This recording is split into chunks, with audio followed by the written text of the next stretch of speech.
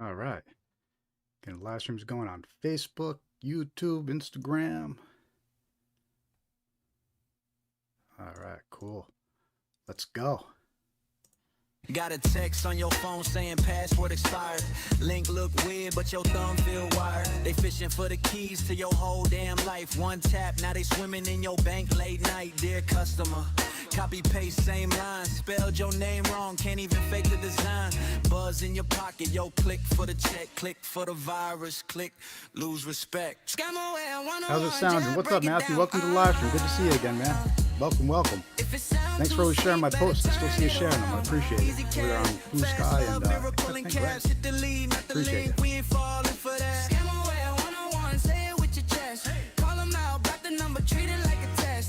Say run and you follow that drum. Scam aware, class has begun.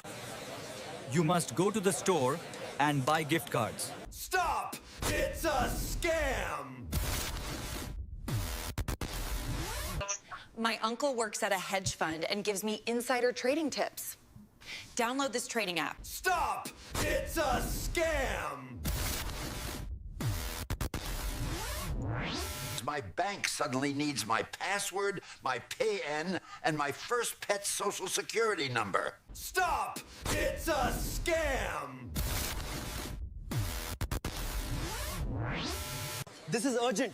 You can't hang up. Get lost, scammer. How's the audio? Sound okay? No echoing this time? Let me know if it's good in the chat.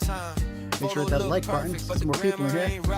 Click this link. Your package on hold, but you never ordered. That story feel old. They rush you, they push you, act fast, don't wait.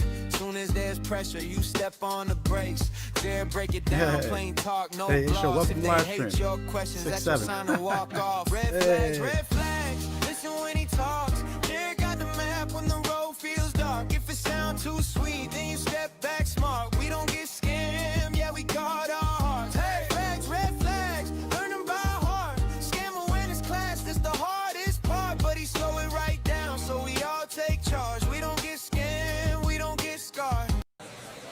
You must go to the store and buy gift cards. Stop! It's a scam! No, Ash, I My don't. uncle works at a hedge fund and gives me Don't even know insider what that trading is. I'm tips. not a gamer. Download this trading app. Stop! It's a scam! Awesome. Thank you, Matthew. Listen, let me know. Appreciate it. My bank suddenly needs my password, my PIN, and my first pet's social security number. Stop! It's a scam! This is urgent. You can't hang up. Get lost, scammer. Yo, it's Jared in the booth, spitting scammer with truth. They fishing in your inbox, man, they stealing your youth. Phishing emails, got that urgent in the line. Click that link and your bank account's not fine. Fake tech support, they call you at noon. Your PC's infected, yeah, they're singing that tune. Pick butchering scams, fat wallets to slice. Invest in the fake love, but you're paying the price.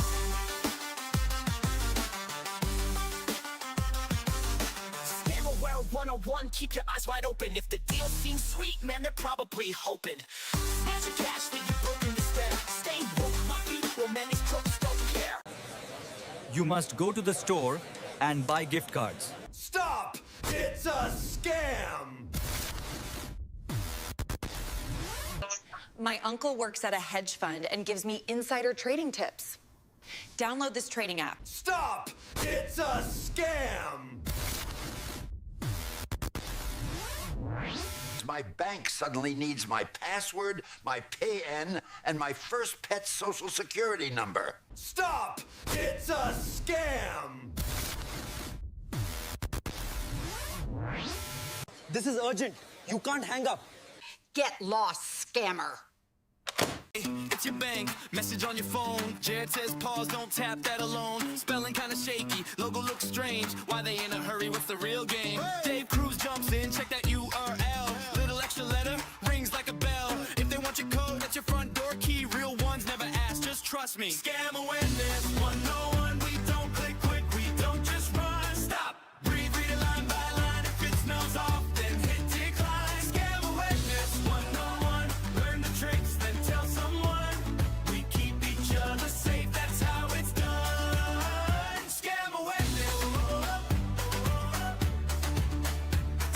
Welcome, welcome. You start in 2 seconds. John gets a call, your grandkid stuck. Voice sounds shaky, begging for bucks. Jared hits speaker, ask one more thing. What's their middle name? What's their first dog spring? Nigella's on email, congrats, you won. Prize looks fancy, fees day one. There we go. Welcome, welcome, welcome, everybody. 5:50 p.m. on Thursday. It's that time of the week, and I am happy to see you all here. We got some familiar faces. It looks like our viewer count's up. Good to see you all. Hit that like button. Let's get some more people in here. If you're joining us for the first time, my name is Jared. I'm with Scamware 101, and our mission here at Scamware 101 is to spread awareness about common scams, scams that target individuals like you, your friends, your family, your loved ones, because we're under attack all day long from these scammers. And one of the ways we try to spread awareness of these scams is through this live stream. We're also on social media. We constantly posting scam warnings, so make sure to check us out on your favorite social media platforms. But tonight, we're going to cover 20 different types of scams that target you. We're going to show you real examples of these scams. We're talking text message examples, phone call examples, email examples, even some snail mail examples, right? Because scammers, again, they're targeting us from all directions. And awareness is really key. Awareness is how you're going to be able to protect yourself, because scammers these days, they want to take everything you have. And once they get it, it's very hard to recover it. So really, the best defense against these scammers is knowledge. Being able to spot these scams and stop these scams before you lose money is key. And that's what we're trying to accomplish here with this live stream, is to show you these examples. You know, we just don't want to lecture you about not clicking links or not opening attachments. We actually want to show you examples of these scams that you might get. This way you're more likely to recognize them. And look, it takes a village, right? And what I mean by that is we need to protect each other. We need to spread awareness. We need to let our neighbors know, our relatives know, our family know, because truthfully, the scammers are winning. They're winning. They're taking people's life savings, and the banks aren't helping. You think your money is protected by the bank, but it's not, right? There's a difference between scam and fraud. Banks cover fraud, but scams they don't cover. If you're tricked into sending your retirement fund to a scammer, that's it. It's gone. The bank's not going to help you, right? So look, awareness is key. We're going to be live streaming for about 2 hours this evening. Lots of new examples for you. So make sure to share this live stream. Invite some more people over. Please like, follow, and subscribe. It really does help. And you can help support our mission over here. Before we jump into these scam examples, let me just tell you how you can support the mission over here, right? We have some merch available. Go check out our merch store over on our YouTube channel. We have some mugs, water bottles, mouse pads, stickers, all good stuff that helps spread awareness and helps support our mission, right? We have super chats and super likes enabled over on YouTube. We have some YouTube memberships enabled. If you want to help support us that way, sign up for a monthly YouTube membership. It really does help. And look, I know times are tight, so likes, follows, and subscribes, that helps too, right? We just want to get the word out there about these scams. And really, we're trying to put something good out there. You could help by spreading the word. All right. So without further ado, let us dive in to some common scam examples that you should be aware of. And we're going to start with social media scams, specifically scams you might find in the Facebook comments. Because believe it or not, social media is just another communication method that scammers could use to reach you, right? To scammers, this is no different than a phone or a text message. They're just sending you a message on social media. So thanks to social media, they've brought all their offline scams onto the internet, and they're using social media to target you, right? And one of the most dangerous sections of social media is the comments section. It takes only a few minutes of scrolling through the comments section, and you'll find plenty of scams, like the ones I'm going to show you right now. So we're going to start with the first few examples that you see in Facebook comments. Fake prize and sweepstakes winner scams, right? You ever get a comment or a message from somebody saying, congratulations, you've been selected as a random winner. Your name appeared on the list. Send me a message. Or a comment that says, congratulations on being chosen as today's winner. Or you won, visit my profile from Toby Mac Giveaways. Scams, scams, and scams, right? These are scammers. And what this is just a classic fake prize and lottery scam. It's just bought online. They're trying to target you online, right? Once you reply to these scammers or you add them as a friend and you try to claim this fake prize, they're going to try to get money from you. They're going to say they're going to say you owe fees on it, that you owe taxes on it, and they're going to try to collect that money from you. But it's all a giant scam. They're trying to trick you, right? So watch out for this type of scam, not just in Facebook comments, but out in the real world. And again, these examples you see on the screen here, the first example, it impersonates Reba McEntire fan group, right? Next one impersonates a radio station, the Eagle 100.9. And the next one impersonates Toby Mac Giveaways, right? The moral of the story is you have to be suspicious about strangers online, right? Especially on social media. In fact, the latest FTC report on scams that are targeting seniors, social media scams just overtook all the other ways, all the other forms of communication. It just overtook it as the number one way that they reach victims for these types of scams, right? So social media, you got to have your guard up and be aware. You can't trust strangers and be suspicious, right? So there's the fake prize, sweepstakes, winner scams examples, but let's talk about some more scam examples you might find on Facebook and social media. Let's start with harmful comment links, right? So look, all it takes, I guarantee, if you go onto a news profile over on Facebook, maybe Fox, MSNBC, it doesn't even matter what which news channel you prefer, right? It doesn't matter which side of the aisle you're on. If you look in the comments, I guarantee you're going to find scam comments in there. And what you could see here in these examples, they're taking advantage of a situation, right? There's breaking news happening. There's something in progress. All the details aren't known yet. All the media stations are live and reporting about it. You're seeing posts pop up on social media, right? That's when the scammers jump in and they take advantage of the situation. They start posting links in the comments saying things like, I saw it all unfold live. Here's raw footage they're not showing, right? So it's like, hey, I have a video that you're not showing. Click here. You click there, it's going to take you to a website that infects with a virus, right? Here's another one. I managed to record the moment it happened, and then they have a link there. Click that link, it's going to infect with a virus, right? I froze for a second, then hit record button. This is what I saw. That has a link to a fake website trying to make it look like it's Sky Sports, right? But it's not. It's a scam. You never want to trust links posted by strangers on social media, especially when they're pointing to sites you've never heard of before, right? And that just goes along with anything. Links in emails, links in text messages, and links on social media, right? They're dangerous. You can't just blindly click links. You have to be careful, all right? So that's another example of a scam you might run into in the Facebook comments and really any comments on any social media, right? So be aware of that. Don't get swept up in a moment where there's breaking news happening and you're clicking on trying to find out all the details. Don't get caught up on it and be tricked into clicking one of these links, all right? Now, another example of some scams you might find on social media, and this is actually probably one of the most damaging ones, right? They're message and friend requests from strangers. And it's usually in the comments. In the comments, they'll say, hey, you seem great, send me a message. Or, hey, I'm trying to send you a friend request, right? They're trying to reach out to you through these comments. But what these scammers are trying to do is they're trying to create a friendship with you. Because there's something known as a long-term scam, which we're going to talk about a couple of those next. We're going to talk about romance scams, pig butchering scams. These are actually long-term scams that they'll take your entire life savings. They're very damaging. They'll take your entire life savings, but they could start with something as simple as a friend request or message from a stranger. That's what's so dangerous about these types of scams.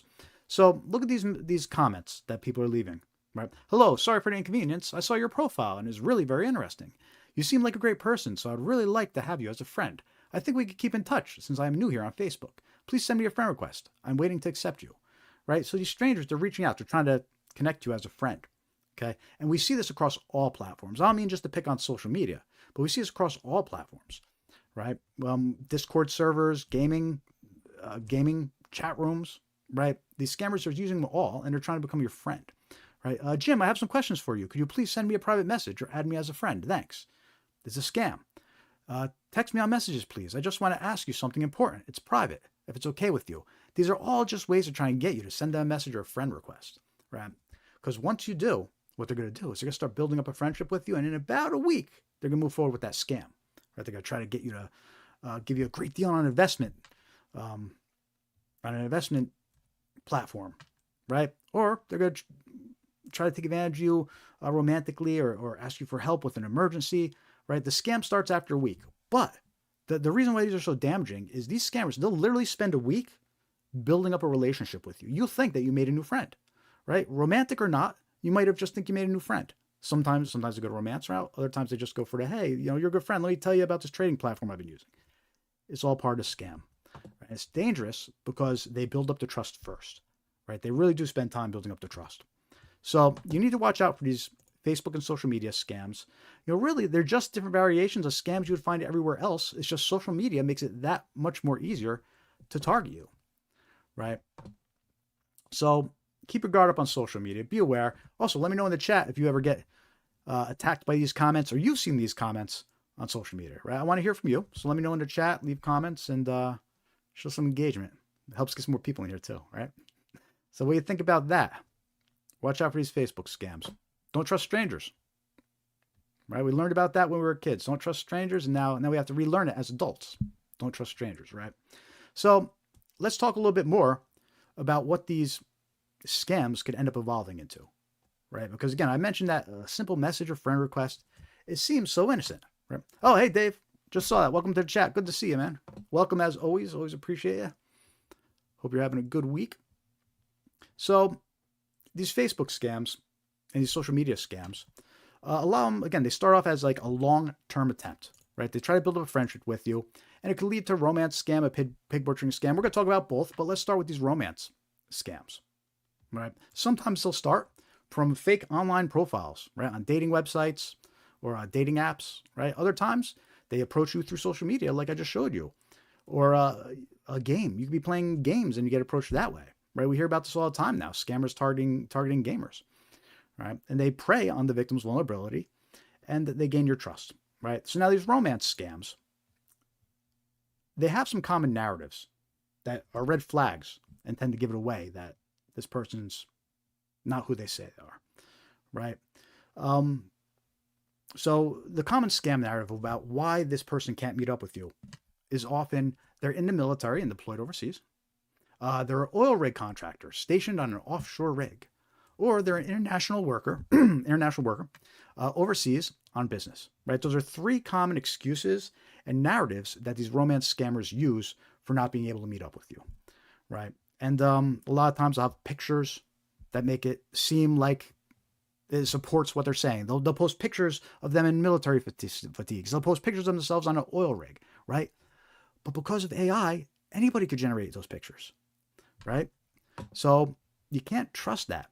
And if you hear any of these storylines, or you hear a friend's getting involved with somebody, but they're in the military or they're on an oil rig and they can't meet, right? You have to have that guard up. And because of AI, these romance scammers, they're literally doing sending you voice memos that sound like they're the person you're talking to. They're doing video calls, but it's AI, right? So it's actually a dude in Pakistan, and you think you're talking to some, beautiful woman that's falling in love with you, but it's a dude in Pakistan, right?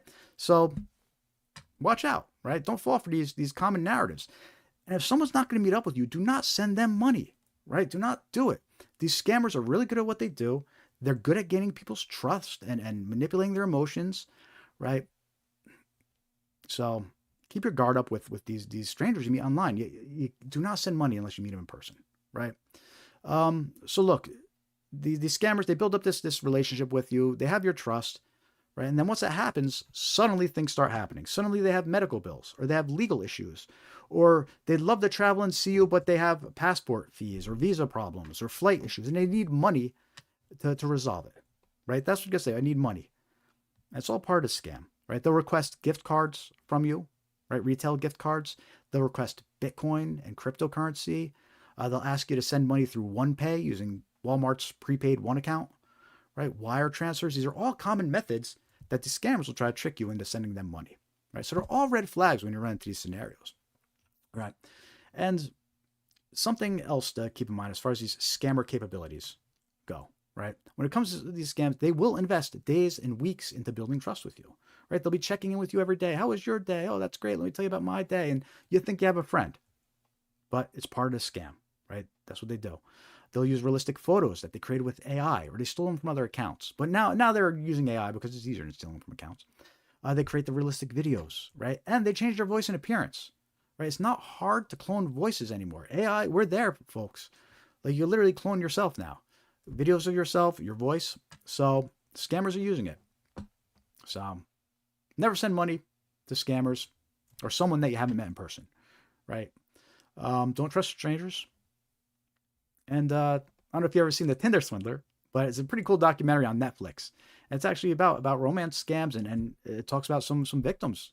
Hundreds of thousands of dollars victims have lost to these romance scammers. So check out the Tinder Swindler. It's on Netflix, and it's a pretty good documentary. On a serious issue. So let me know in the chat if you've encountered romance scams, or your friends got tricked by these romance scammers. It's a problem. It's real. The threat is real. This is actually one of the biggest, highest impact scams as far as funds go. I think it was like the second one as far as losses reported. And a lot of older folks are targeted by this. Again, keep in mind, these scammers are terrible people.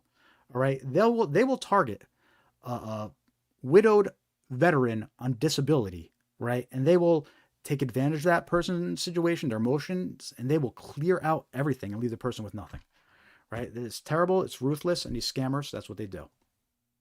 And again, there's not much recourse once the money's gone. So awareness is key to spotting these scams and preventing them. But let's continue talking. We have a lot more scams to talk about. This next one, pig butchering scams. And again, these usually evolve in the same kind of way. There is a relationship that is built first. The scammer targets you, and they'll spend a week or two building up in a relationship, right? And then they'll say, hey, you should join my investment club or my investment group. But it's a scam, right? So these pig butchering scams, they're actually investment scams. And they're very advanced investment scams, very advanced. And what I mean by that is they take their time to build up the relationship with you. You think you found a new friend or whatever, right? They might have met you through social media, maybe through a wrong number phone call scam that we're going to talk about in a little bit. And what they'll say is my uncle or my aunt is an expert investor.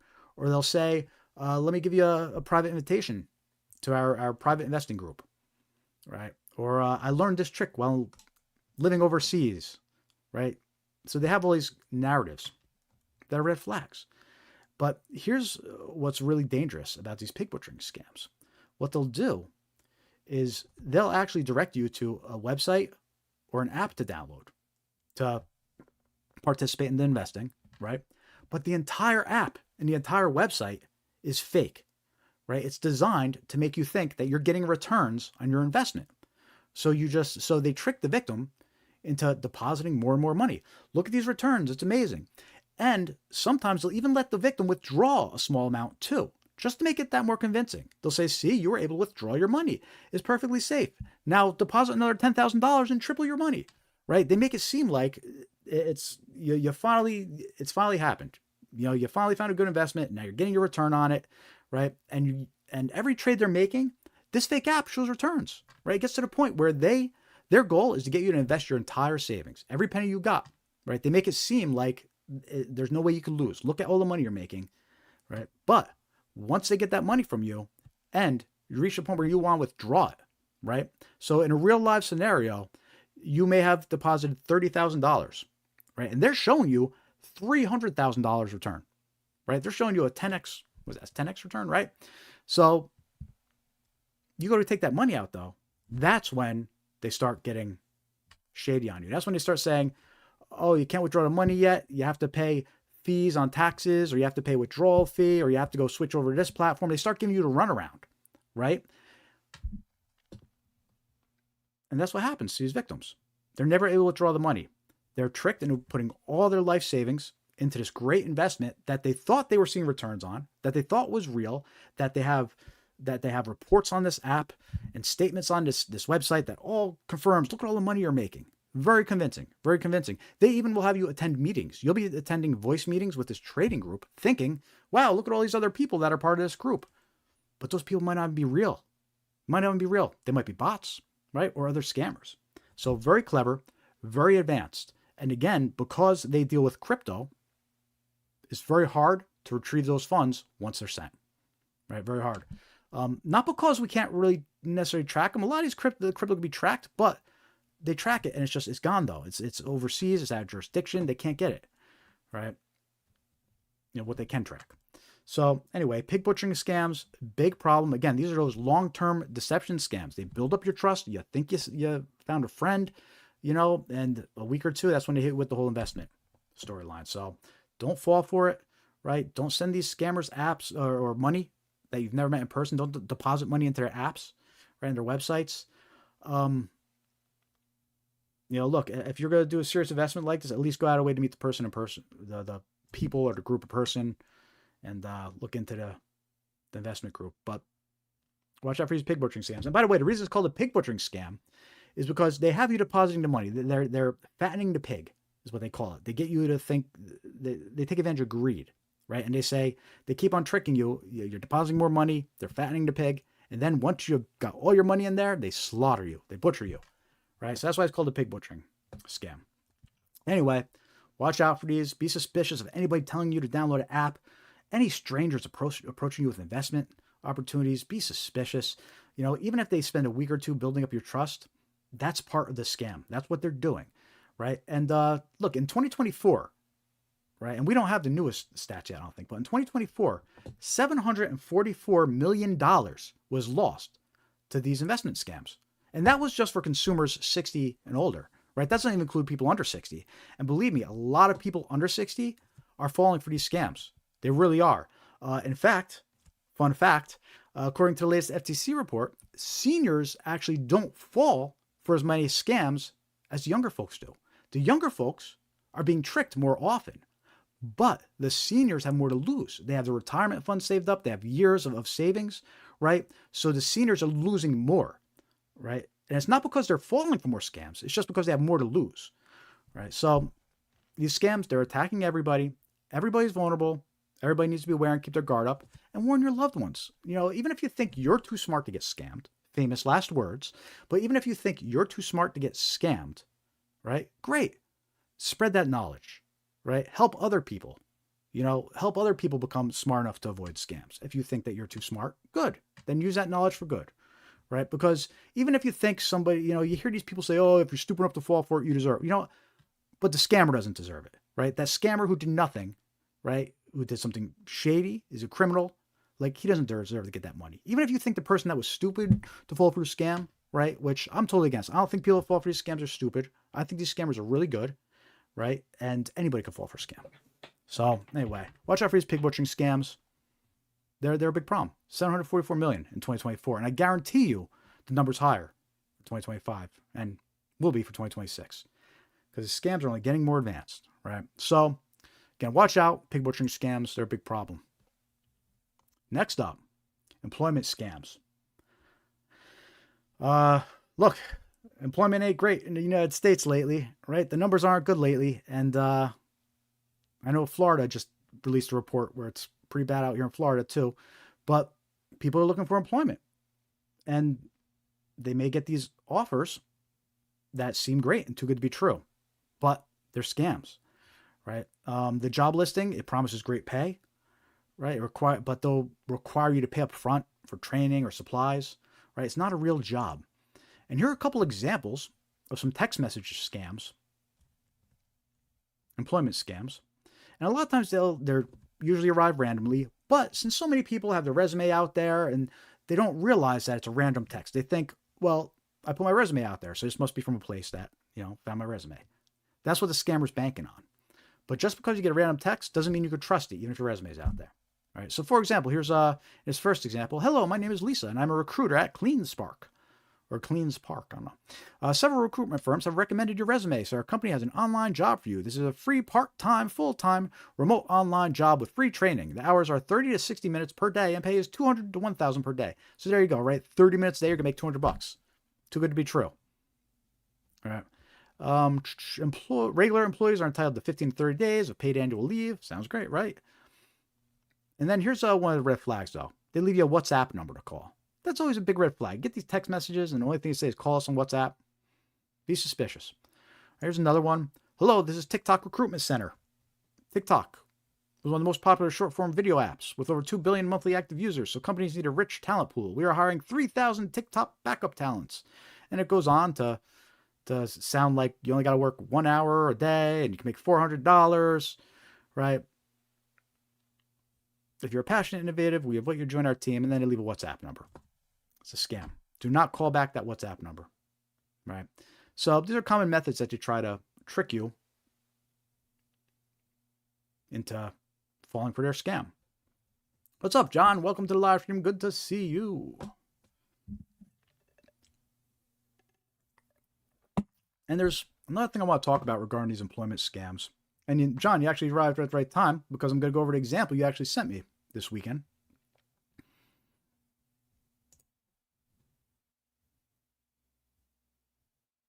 So, a common employment scam is something known as a task scam. And I found this victim's report, or actually John shared this victim's report with me. this week. This is the date on here. I think it was on the 7th that the person posted this. But they shared a very detailed account of a task order employment scam that they fell for, right? And this person lost $110,000, over $100K, $110,000, right? So that's what I'm talking about. These scammers, they're not just trying to scam you out of $100, $1,000. They want to take everything you have. And in this case, this victim lost $110,000 to this employment/task scam. And I want to take a minute. I want to read to you what this victim's story here says. So he said, "Hi, everyone. I'm sharing this because I don't want anyone else to go through what I did." So I commend this person. I always commend the victims for sharing. "I lost around $110,000 in this scam, and it all started with someone I trusted. Right? A Chinese girl named Shen contacted me on Facebook. We just talked about that. Social media scams, right? Being contacted randomly on Facebook. And that's what happened to him. A simple, innocent contact on Facebook resulted in a $110,000 scam loss, right? So anyway, Chinese girl named Shen contacted me on Facebook. We started talking regularly, and over time, she gained my trust. She made it seem like she genuinely cared about me, even showed interest in my personal life and things I owned. After building that trust, because that's what they do, they build that trust, she introduced me to a TikTok platform where I can make money by completing orders. The idea was simple. I had to deposit money to process orders, and once completed, I would get my money back with profit. That's what's known as a task scam, by the way. It's a type of employment scam where they give you these tasks to perform, and each task you get paid by the task, right? But to receive those tasks, they make you pay first, which he'll go to continue. He'll say, at first it worked. I saw returns, which made everything feel safe and real. Because that's what they do, right? They sometimes even let you deposit. She even added her own money, which I now believe was fake, to show me that she was serious and encourage me. Then things started escalating. Okay. The orders became bigger and more expensive. I had to keep adding more money to complete them. If I didn't complete orders on time, I was charged penalties. When I tried to withdraw, I was asked to pay different fees, taxes, verification fees, etc. I ended up transferring money to multiple different bank accounts, different people's names, and later I was also told to send money to crypto wallets controlled by scammers. As things got worse, the pressure increased.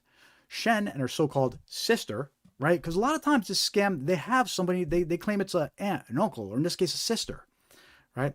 Kept pushing me to arrange more money by any means, including selling my car, my gold necklace, my diamond earrings. They were constantly pressuring and manipulating me emotionally, right? Again, they don't want to take just what you have. They want you to take out loans and buy cars or sell your car. They want to take even more, right? By that point, I had already invested a lot and felt stuck. So I kept paying, hoping I could recover everything. That's what they do. They trap these victims, and eventually I couldn't pay the tax they asked for. That's when everything changed. Shen and her so-called sister blocked me from everywhere, and the platform completely disappeared. I also realized she had been manipulating me emotionally the entire time, pretending to care, showing fake involvement, getting my trust just to make money from me. I feel devastated, embarrassed, honestly broken thinking about how this happened. Terrible story, heartbreaking story, right? And this isn't just somebody that, some stranger was like, hit him up out of blue and said, hey, give me your money. These scammers, they build up that trust. You think you know someone. He thinks, he describes this person as a Chinese girl named Shen. Guess what? It probably wasn't even a female. It was probably some dude in a Myanmar scam compound using AI videos, AI images, right? And occasionally they'll bring a girl on the video if they need it. If they need it, they have girls working at scam centers too. But they don't even need it. They use AI. So anyway, $110,000 lost. Employment scam is known as a task scam. It's no joke. It's no joke. 110K. So watch out for employment scams. They're a big problem. Lots of money being lost to them. Oh, one more note about employment scams. So there's a human trafficking aspect of the scam industry, right? Believe it or not, some of these scammers they're in compounds and they're being forced to scam people. It's a terrible situation. It's human slavery, it's human trafficking. And a lot of those victims that are being held and forced to perform these scams and meet quotas, right? a lot of them were recruited through a fake employment scam, right? The employment scam, it offers them employment over in like Thailand, someplace near the Myanmar border, right? It offers them employment. They travel, and before they realize it, they're trafficked across the border and being held captive, right? So there's a human trafficking aspect to this industry too, right? This isn't small-time scammers. These are huge criminal syndicates, right? So that's what's scary. These simple, innocent things like, a fake text message about a job could end up leading to you being a slave in a compound scamming people, right? A simple message on Facebook from someone saying, hey, you seem nice, let's be friends, could lead to a 110K employment scam, right? Got to have that guard up. Got to be aware. Let me know in the chat what you think. And by the way, if you're just joining, say hi. Let me know you're watching. Hit that thumbs up button. Give us a like. Make sure to like, follow, and subscribe. It really does help. And our goal over here is to spread awareness about these scams that target individuals. Because it's a big problem. It's not right. There's too many horror stories. So we'll be going to about 8 o'clock tonight. Plenty of time. Share this live stream. Let's get some more people in here. The more the merrier. Let's spread awareness about these scams. If you want to help support what we're doing, again, we got a merch store. You get the Scamaware coffee mug with some water bottles, stickers, mouse pads. We have super chats, super thanks enabled on YouTube. It really does help. Even a couple bucks. You can also donate directly too. Scamaware101.com/donate. Oh, and you know what? By the way, make sure to join our free mailing list. Scamaware101.com. Head on over there and hit join mailing list. It's free to join. And we'll send you some useful scam awareness tips. Reminders when we're going live. There it is right here. Scamaware101.com, join mailing list. And while you're there, follow us on your favorite social media platforms. YouTube, Blue Sky X, Facebook, Threads, Instagram. We're on them all except TikTok. Oh, and by the way, on the bottom is the link to our gift shop / merch store right here too.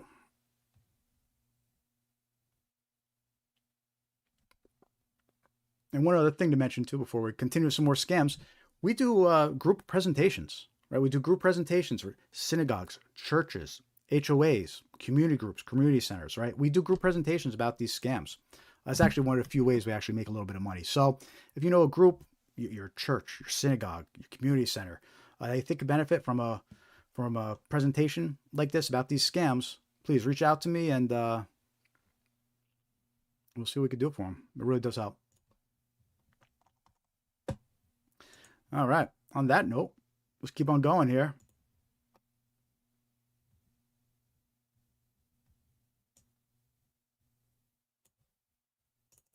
Next scams we're going to talk about. Fake order scams, or fake purchase scams, sometimes they're referred to. This scam is actually extremely dangerous, extremely common. We're being targeted phone calls, emails, text messages. It's important to be aware of this scam, right? And basically how it works is victims receive a fake notification that an order was made under their account. When the victim calls to dispute the fake order, a scammer impersonates customer support and attempts to steal their personal and financial information. Right? This is one of those scams where the victim is tricked into calling a fake phone number. They think they're calling customer support, but they're actually calling a scammer. Right? And unfortunately, these types of scams can be triggered in many different ways.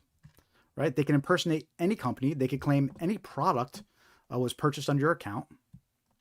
And here's an example of a text message version of this scam. The text message impersonates Apple. It says, Apple approval notice. We have noticed that your Apple iCloud ID was recently used at Apple Store for $143, paid by Apple Prepay authorization. It goes on, some about suspicious activity, and then it says, call this number immediately to cancel the charge. Right? And the idea is, you didn't make a purchase, so the idea is they want to trick you into calling that number. You call that number, they'll go in this whole narrative about how somebody stole your identity. Your money's not safe. You need to transfer it and withdraw it. And we'll talk about that more later, right? But the idea is you get these fake order notifications that trick you into calling a phone number. And they'll impersonate trusted brands. Here's a victim's story that fell for this scam, a fake order scam. A 23-year-old Lincoln woman. Knows 23 years old, right? These aren't old people. Like, younger people are falling for scams too. A 23-year-old Lincoln woman reported losing $4,100 as her falling victim to an identity fraud scam in July. The scam began on July 17th with an email claiming she had purchased an iPhone. The woman called the number provided in the email to dispute the purchase and was told she had multiple open accounts in her name across various states. So I just want to stop there real quick and point out, see, this is how the fake order notification works. She got an email, right, saying that she purchased an iPhone.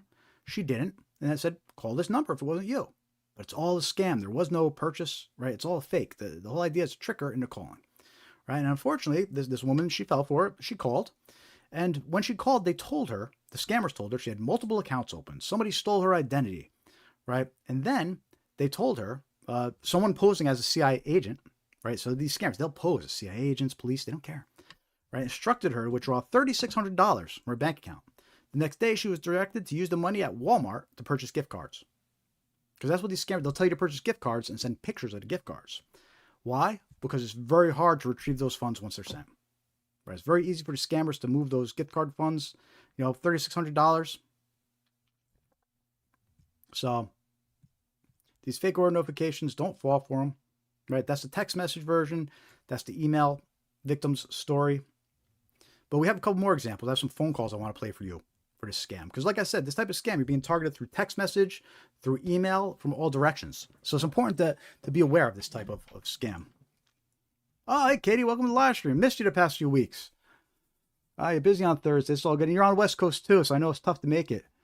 But hey, I'm glad to see you tonight, though. I hope everything's been going well over there and all's good. It was good to see you. I'm glad you can make it. So these fake order scams, let me play a couple phone calls here. This first one impersonates Amazon. And it claims a MacBook Pro was purchased on your account for $1,499. Right? That's one way to get a reaction. Make somebody think that $1,500 just got charged to their account. Let me play this phone call for you. If you get this phone call, do not press 1. Do not call back. It's a scam. This call is to authorize the payment of $1,499 for the recent order of Apple MacBook Pro on your Amazon account. If you do not authorize this payment, please press 1 to speak to our customer support representative. Right, so that's one version of a phone call you might get. Impersonates Amazon, makes you think a MacBook Pro was purchased. But if you press 1, you're going to connect to a scammer. And then the scammer's going to go into a similar narrative that they went to with the victim we just talked about. Somebody stole your identity. Somebody has access to your account. You got to withdraw your funds. Right? Don't fall for it. Here's another example. In this example, they impersonate Walmart and they claim a PlayStation was purchased. Right? So again, they could, that's what's so dangerous. They could claim to be anyone. They claim any product was purchased. We are trying to contact you concerning an unverified purchase of PlayStation 5 Special Edition bundled with Pulse 3D headset being ordered from your Walmart account for an amount of $859.50. If you did not authorize this transaction or wish to cancel, please press 1 or return our call on same number at your earliest convenience. All right, so somebody thinks they're going to get charged $859. They might be quick to call that number. But look, it's a big red flag that they didn't leave a real phone number to call. Notice that how they said press 1 or call number shown? That's a big red flag. And we're going to talk about that red flag a little later too. Right? But anyway, those are examples of these fake order scam phone calls. The idea is somebody was supposed to pick up, get scared, and press 1. Don't do it. Right? In a situation like this, you get some kind of notification. Don't trust links. Don't trust phone numbers. Don't press 1. What you have to do, you have to verify through official channels. Right? Go check your Amazon account directly. See if there's a charge that shows. Right? Go check your Apple account directly. See if there's actually a bill there. Right? Or call the official phone number. Look up the official phone number and talk to customer support. But don't trust numbers left by these scammers. Don't press 1. Right? That these are all tactics scammers use to try and connect to you. So fake order scams, watch out for them. Again, big problem coming around from all directions. And make sure your friends are aware of these too. That's okay, Katie. Thank you, though. I appreciate you stopping by. It's always good to see you. Busy is usually good, though. Busy is usually better than not being busy. The next scam we're going to talk about Oh, okay. This is one of those heinous, those heinous scams that really should get under everybody's skin, right? It's called a grandparent scam, and it's called a grandparent scam because it literally targets your grandparents. It targets your parents, your grandparents, right? The most cases, the most loved people in your life, right? And here these scammers are targeting them. And what's worse is they use you, the child or the grandchild, as bait. Okay, so scammers impersonate a distressed relative, usually claiming to have been arrested or in an accident and needing financial help. Victims, usually seniors, act quickly to assist their loved ones. The scammers often impersonate law enforcement, court personnel, and lawyers to extract even more money from the victim. Okay, and you might be thinking to yourself, if somebody was impersonating your relative or your daughter or granddaughter, I would be smart enough to know if it's not them, right? Everybody kind of thinks they're too smart to fall for this. But we actually have an excellent video to play for you, a short clip right now, of a grandparent scammer in the Dominican Republic. And we actually have a video of him performing a grandparent scam because a YouTuber hacked into this scammer's computer, right? And was watching this scammer, watching and recording him on his webcam. So this scammer doesn't even realize he's being recorded, right? So because this YouTuber was able to record him, we now are able to watch this scammer attempt to perform a grandparent scam. Okay, so this shows you how they could convince somebody. And by the way, some viewers think that the lady wasn't going to fall for it. I think she was going to fall for it. I don't know. Let me know in the chat what you think, if you think that she's going to fall for it or not. But let me play this short video for you and show you exactly how these grandparent scams are kicked off. Oh, and by the way, this scammer, he's known as an opener. He's the guy that opens the scam. He reaches out to the victim. He kicks off the whole narrative, right? And then what he does is he hands it off to closers to collect the money. So what we're going to watch is we're going to watch the opener do his thing and give you an idea about how these grandparent scams work. So again, let me know what you think. If you think that the lady was going to fall for this or not. I think she was. And by the way, she didn't. The YouTuber was able to warn her, so she doesn't fall for it. But it sounds like she was, in my opinion. Oh, Mom, I had a car accident. Huh? I had a car accident, Mom. Is this Linda? It's me, Linda. Where are you? I got a car accident. What happened? I'm gonna put the officer on. I got arrested. You got arrested? Hi, ma'am. Yes. Hi, are you Linda's mom? Yes. What I'm gonna need you to do is grab a pen and paper and write down Linda's case number, ma'am. I need you to hurry up, please, ma'am. Case number? It's the number 2. 2? The letter B as in boy. Can you read that back to me? 2B. Now, I'm going to read what's going on, ma'am, okay? Okay. Linda was involved in a car accident. It was stated in the police report. She admitted that was her fault. While she was driving, she was using her phone. That's what caused the accident, ma'am, okay? Oh, man.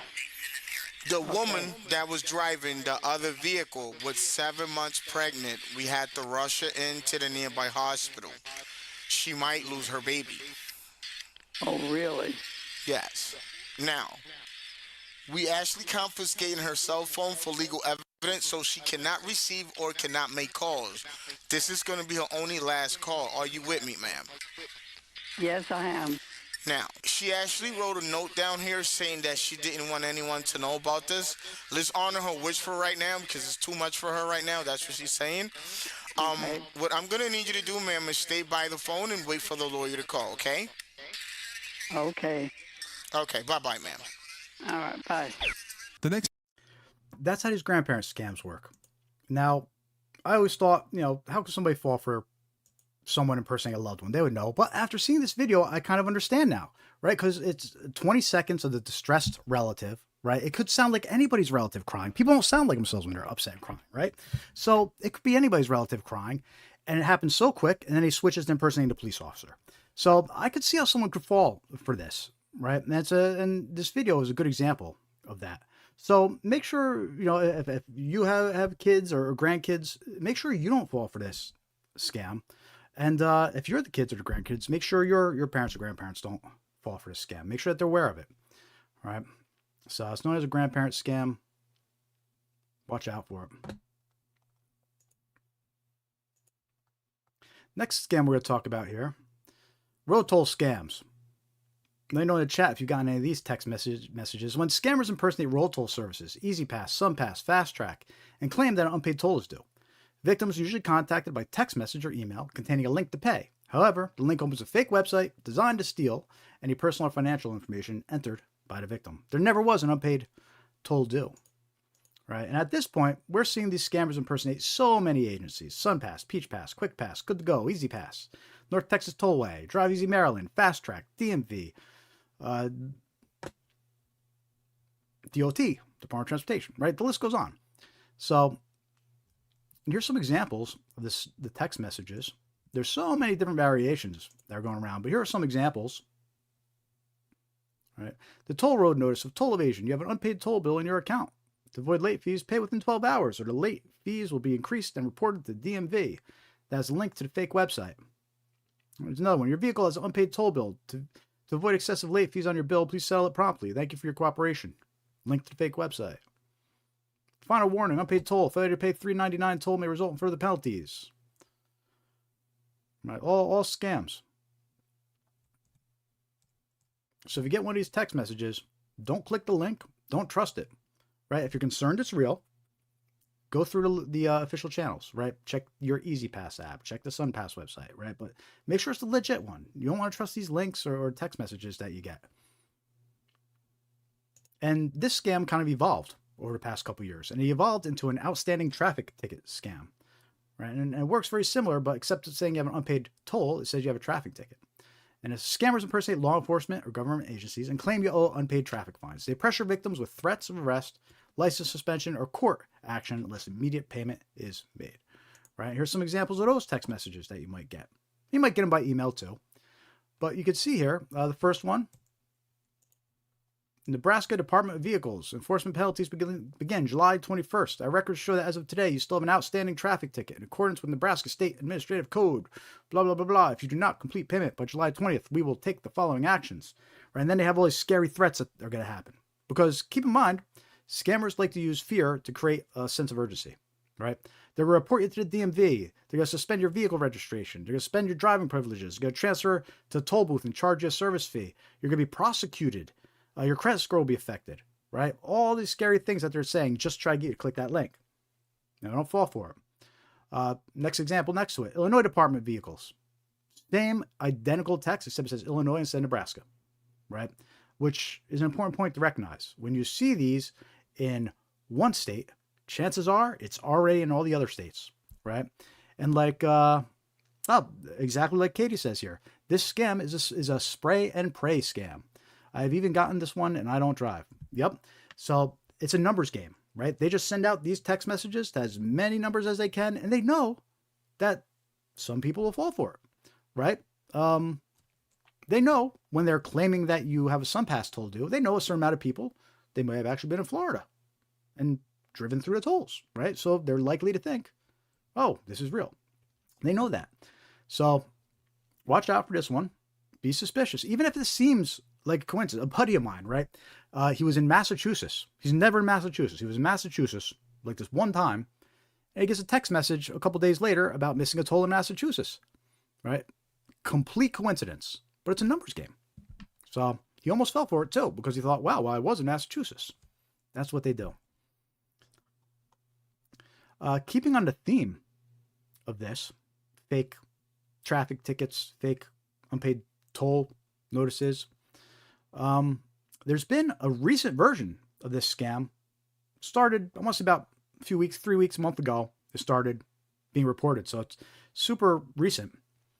But it basically says you have a fake traffic violation.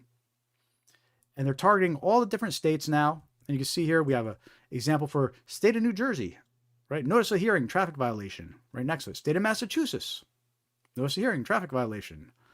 State of Florida, notice of default, enforcement action initiated, right? And this is violation, parking violation, toll violation, but it looks these look professional. They put the state logos. By the way, the state logos are kind of funny. If you zoom in to these examples, you can notice, oh, wait a minute. This isn't the state logo. This is AI, right? Because you see the text. It's not real text on the logo. So the scammers used AI to generate these seals. And the AI, it wasn't that great with generating text. So you see the text looks kind of like gibberish. So scammers used AI to generate these seals where unless you analyze them like that, you might not notice that they're fake, right? And they sent out these fake notices in text messages and emails. And if you scan that QR code, you get taken to a fake website. It steals any payment details that you enter. And it's another evolution of these fake traffic ticket unpaid toll scams. It started off with these sloppy text messages, spelling errors, and who's going to believe that, right? Then it evolves into these threatening, more convincing looking text messages with codes, administrative codes and scary threats and due dates, right? And then it evolved into these very professional looking notices that people started reporting last month. So the evolution of this scam over the past 2 years or so it's been interesting to watch. And we have been watching it. We released a video about these scams over a year and a half ago now. And we keep on posting updates as it evolves. So it's been an interesting one. Don't scan that QR code. Don't trust it. And don't fall for this notice. And definitely don't go to the court. Look, if you're concerned it's real, call the court directly. Don't trust any phone numbers or any contact information on this notice. Go look up the court's official info, call them directly. If you want to confirm it's real. But that's an interesting variation of the scam. And again, this is super, super new, right? We only started seeing these come out in the past month or so. And look, they're in every state at this point. I've seen examples for New York, Illinois, Indiana. I saw yesterday, Indiana's. I posted that on the ScamAware website. So, or on the Facebook page for ScamAware 101. So don't fall for these notices if you get text messages or emails with them. They look super legit, but don't fall for it.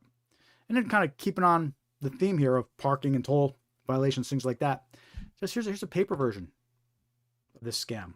This one's actually a couple years old now at this point. Let's see this example, April 2025. So it's about a year old.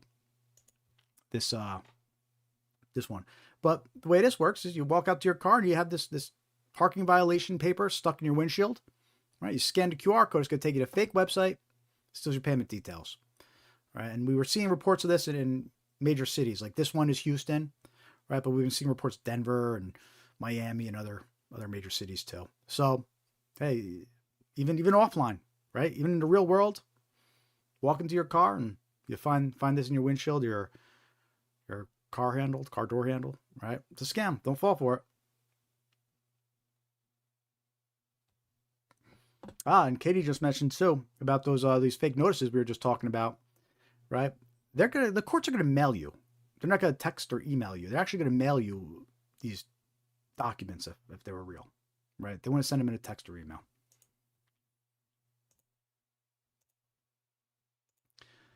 And then last thing we're just gonna talk about related to parking and unpaid tolls, things like that. I kind of grouped them all together here for the presentation, but the last one kind of fitting in that category are fake parking meter QR code scams, right? And this actually, it goes much further than just parking meters, right? But in this example, what these scammers do is they're printing malicious QR codes on stickers, and then they place them on top of the parking meter QR codes. So victims scan the barcode, they think they're paying for parking, but they're actually paying a scammer. And then to add insult to injury, they come back and their car's gone because they didn't pay for parking. It's towed, right? But this points out a larger problem of trusting QR codes in public, right? If you could avoid scanning a QR code, if you could just directly go to a website instead or open the app directly, instead of trusting the QR code, do that instead. Open up the parking app directly or go to a website directly. It's safer than scanning QR codes. And this goes for anything in public, any QR code in public. The safest QR code is one that you don't have to scan. And what's funny is I'm actually going to use the donate QR code that I have on the live stream here. You keep on seeing slide over here on the screen. Look, in that example, right, I have my QR code that you can scan to donate, but right above it, I have the URL, scamaware101.com/donate, right? So you don't have to scan the QR code. You can bypass it completely and you go to a website directly. Right? And really, that's the safest QR code is one that you don't have to scan. All right? So if you could avoid scanning it, don't scan it.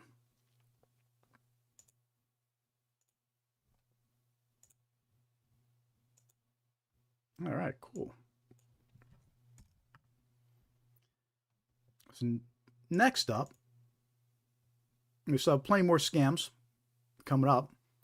But what we're going to do now is we're going to talk about some common red flags to help you identify these scams. We're actually going to go over 10 red flags.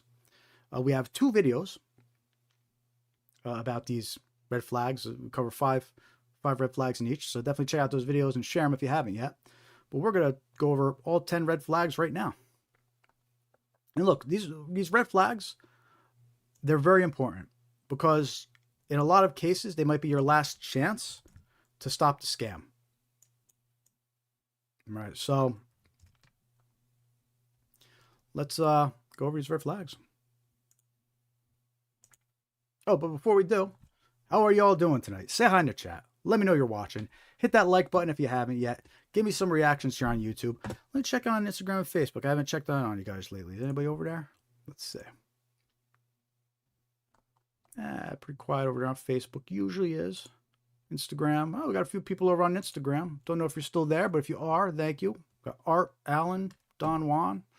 Very cool. Good to see you. If you're still there, thank you for tuning in over on Instagram.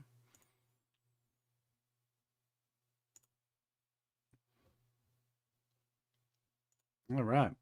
So let's talk about red flags. Red flag number 1. They are dealing with a scammer. And I pointed this out, so far throughout the live stream. I've been kind of pointing this out. They create a sense of urgency using fear and threats, right? The scammers, they insist on immediate action, right? And they do this because creating urgency and fear will push people to react without taking the time to think, right? They want you to be afraid. They want you to think a relative is in trouble. You have to pay right away to help them, or that you're going to go to jail if you don't pay that arrest warrant fee, right? They want to scare you. They want to force you to react without thinking. The more panic and pressure they can create, the faster a victim will hand over money and information, right? And we see that in grandparent scams. Grandparent scam that I just showed you. The victim thinks that their loved one's in trouble and usually reacts quickly to try and help them, right? Arrest warrant scams. We're going to talk about those in a little bit. Victims think that they're going to get arrested for missing jury duty, and all they have to do is pay a fee to resolve it, right? So, of course, they're afraid they're going to pay that fee, but it's part of the scam. Bank impersonation scams. The scammers make you think your money's not safe. Somebody's got access to your account. Somebody stole your identity. They're going to take all your money. You gotta move that money now. It's a scam, right? They try to create urgency and fear to get you to react. Right? It's a big red flag. Nobody should be pressuring you to pay immediately over the phone, right? Or especially with gift cards or crypto, right? Not they're legit. So watch out for that red flag. They create a sense of urgency using fear and threats, and they insist on immediate action. It's red flag number 1. Red flag number 2. They're dealing with a scammer. They request that you keep the matter confidential or secret. And we already saw a few examples of this in the scams we went over. But it's common for scammers to ask for confidentiality. They don't want you to discuss the situation with other people. The more people you talk to, the more likely you'll be told it's a scam, right? So they want you to keep quiet. And the scammers will think of all these clever ways to try and keep you quiet, right? In the case of the grandparent scam that we went over earlier, that video I played, remember when he says that your daughter's embarrassed about the arrest and asks you not to tell anybody? That's the request for secrecy. That's the red flag. That's the story they're using to try and keep you quiet, right? Investment scams, they'll tell you it's an inside tip and not to tell anybody, or a price is just for you and not to share it, right? They just want you to stay quiet. Inheritance scams, okay? They'll mail letters impersonating law offices, and they'll say, this matter requires confidentiality. Who are they to tell you to keep an inheritance quiet? That's up to you, right? And fake fraudulent activity. They impersonate the bank, or they impersonate the CIA investigating something, right? And they'll tell you, you can't tell anybody about this because you'll put the investigation at risk. And then we're going to hold you responsible for ruining the investigation. All scary stuff, right? And they're meant to trick you into staying quiet. They want you to be quiet and not tell anybody, because they know if you talk to somebody, they're likely to tell you, hey, this is probably a scam. Right? And they'll even keep you on the phone when you're running to the ATM to deposit your money. They'll stay on the phone with you too, just so you don't call anybody else. So anyway, that's red flag number 2. They request that you keep the matter confidential or secret. Don't fall for them. Red flag number 3. They're dealing with a scammer. They ask to connect your PC to assist or investigate an issue. Your device. Look, why do these scammers want to get onto your device or your PC? because it's a gold mine for them. They could steal your logins and passwords. You know, a lot of people don't realize this. If you have your logins saved in your browser, a lot of times scammers can just extract those. Once they're on your device, they can pull those logins. They could steal or encrypt your personal files, documents, and pictures, right? They could hold them for ransom, blackmail you. Okay. They could attempt to access your online bank accounts and bank websites once they're on your device, or access your financial documents. It's no good. Nothing good comes from letting these scammers on your device. And they can install software that lets them access it later. So you're not even on your device anymore, and they'll be on it using it for illegal activity that makes a point to you, right? So never want to let these strangers, these scammers onto your device. And unfortunately, it's becoming more common. It's part of the playbook now. A lot of time for these scammers to try and get into your device. We see it with these tech support scams. We're going to talk about these in a little bit. But they impersonate tech support. They trick the victim into thinking they have a virus. You know, you get this fake pop-up on your screen. And they trick you into calling a tech support number. It's actually scammers. Right? And then once you call, they're going to ask to connect your device. Okay, so those red flags when we try to connect your device. Fake order scams. We talked about fake order scams. They trick the victims into calling the fake customer support number. And then a lot of times the scammer will say, let me connect your device and see the notification. It's a trick. They're just trying to get on your device. Right? The fake fraudulent activity. When they're saying they're investigating fraud under your bank account, what they'll do is they'll say, hey, let me connect your device, log into your bank accounts, and we'll review them for suspicious activities. What they're actually doing, they're tricking the victim into showing them the funds in their bank accounts. They're showing them what money is available to take, right? So always red flags. Somebody's trying to get onto your device. Even if you're tricked into calling them, you still have to keep that guard up if they want to connect to your device, right? When it comes to this, here's the advice I always give people, right? You get a virus pop-up that tells you to call a tech support number, or someone on the phone says, let me connect to your device to help you, right? What you do is you say no. You should already have your tech support person in mind, right? If something goes wrong with your device or you get a virus pop-up, you should already have someone in mind who you're going to call. Maybe it's the family member that's good with computers. Maybe it's the local computer shop that repairs your PC, right?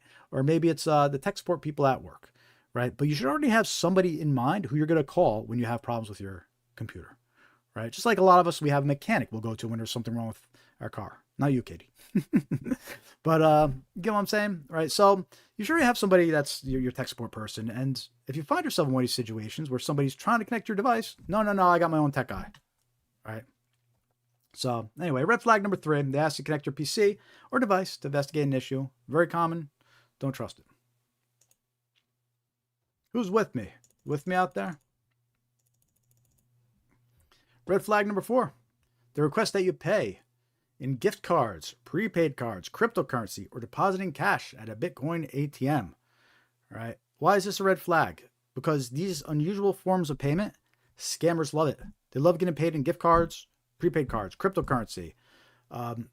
They love tricking people and depositing money at a Bitcoin ATM. They might not call it a Bitcoin ATM, but they're tricking victims into depositing money into it, right? Because it's easier to move and transfer funds quickly, and it's also harder, practically impossible, for victims to recover money when it's sent this way, right? When you're tricked into purchasing $3,000 of retail gift cards, Apple gift cards, Target gift cards, whatever retail gift cards, right? The scammer tells you to take pictures of them and email it. As soon as that scammer gets the pictures, those funds are cleared and gone, right? The cards you're holding in your hand become worthless, right? And you're not going to be able to get those funds back from the scammer. So these unusual forms of payment, always a red flag. Gift cards, prepaid cards, cryptocurrency. Don't fall for it. Right? We see this in IRS and Social Security scams where the scammers impersonate the IRS or other government agencies, and they try to trick you into paying with gift cards or cryptocurrency. Those are not accepted by government agencies. You know, maybe cryptocurrency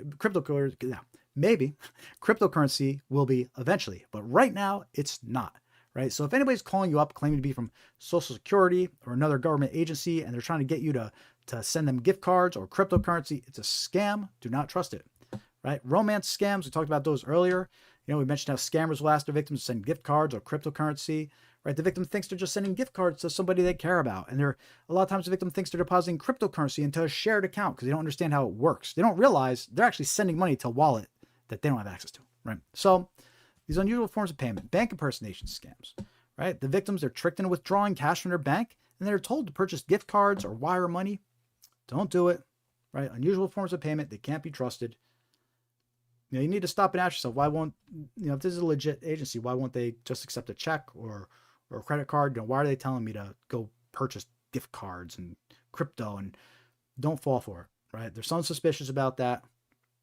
And look, this red flag, this might be one of the most important ones to be aware of, right? Because once you pass this point, right? Once you give them the gift cards, once you deposit into the Bitcoin ATM, it's too late now, right? It's your last chance is to recognize that this is a scam.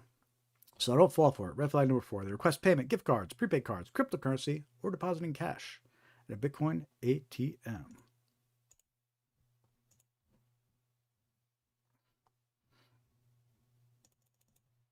Red flag number 5. Oh, we talked about this one earlier too in some of the examples I played for you. A voicemail instructs you to call the number displayed on the caller ID or press 1 instead of stating an actual phone number. Right? It's always a red flag when these voicemails or recordings don't state a phone number to call. Instead, they tell you call number displayed, call number shown, or press 1. Right? Those are red flags because a legit company would at least be able to say a phone number to call. Right? To actually leave a number to call. They wouldn't tell you to call the number displayed, call the number shown. Right? It's a huge red flag when they don't leave an actual number to call. Okay. And the reason why this is a red flag and scammers do this is because their phone numbers change all the time, right? The scammers are constantly getting phone numbers turned off and turned on and changing, different numbers, right? So for them to leave the number every time, it changes too often, right? So instead they say, call the number displayed or press 1, right? Because now it doesn't matter how often the number changes, right? Because they're just instructing whatever number they're calling from, that's what they're telling the victim to call back. Right? They don't have to worry about updating their messages. They don't have to worry about remembering the new phone number to call, right? So that's why they do that. Big red flag. If you get a message that says, call number displayed, call number shown, don't trust it. It's a scam. Right? And we see this in the fake order notifications when they're impersonating other companies, right? They tell you to call number displayed or press 1 to be connected. Don't trust it, right? They're just trying to bypass the official channel, right? Utility, internet, cable providers, right? These scammers, they're impersonating your power company, your cable companies, they're impersonating them all. Okay. So when you get a phone call that says call number displayed or press 1, don't hang up. And then instead call back your cable company directly. Call them back on their official phone number or go to their official website, right? But don't trust these phone calls that say call number displayed. And the same thing, IRS and tax forgiveness scams, same deal, right? They call you up. They tell you to call the number displayed or to press 1. They might tell you, back taxes, try and scare you. Don't do it.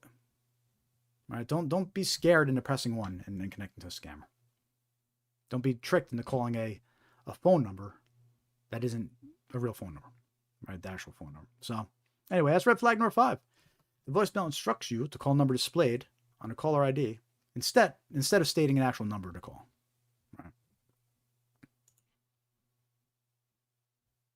And now we have 5 more red flags to go over, but I think now is a good time to take a quick 5-minute coffee break to get refilled here. And Katie, if you're still here, stick around for the break music because we got a few new songs that we got playing on the break music here.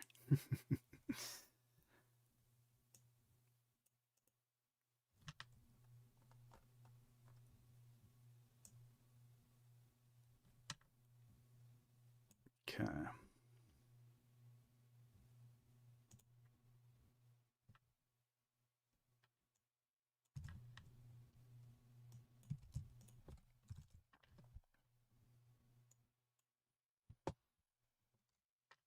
Just updating the agenda here. Then we're going to take the quick 5-minute, and then we're going to continue with some more red flags and common scams here.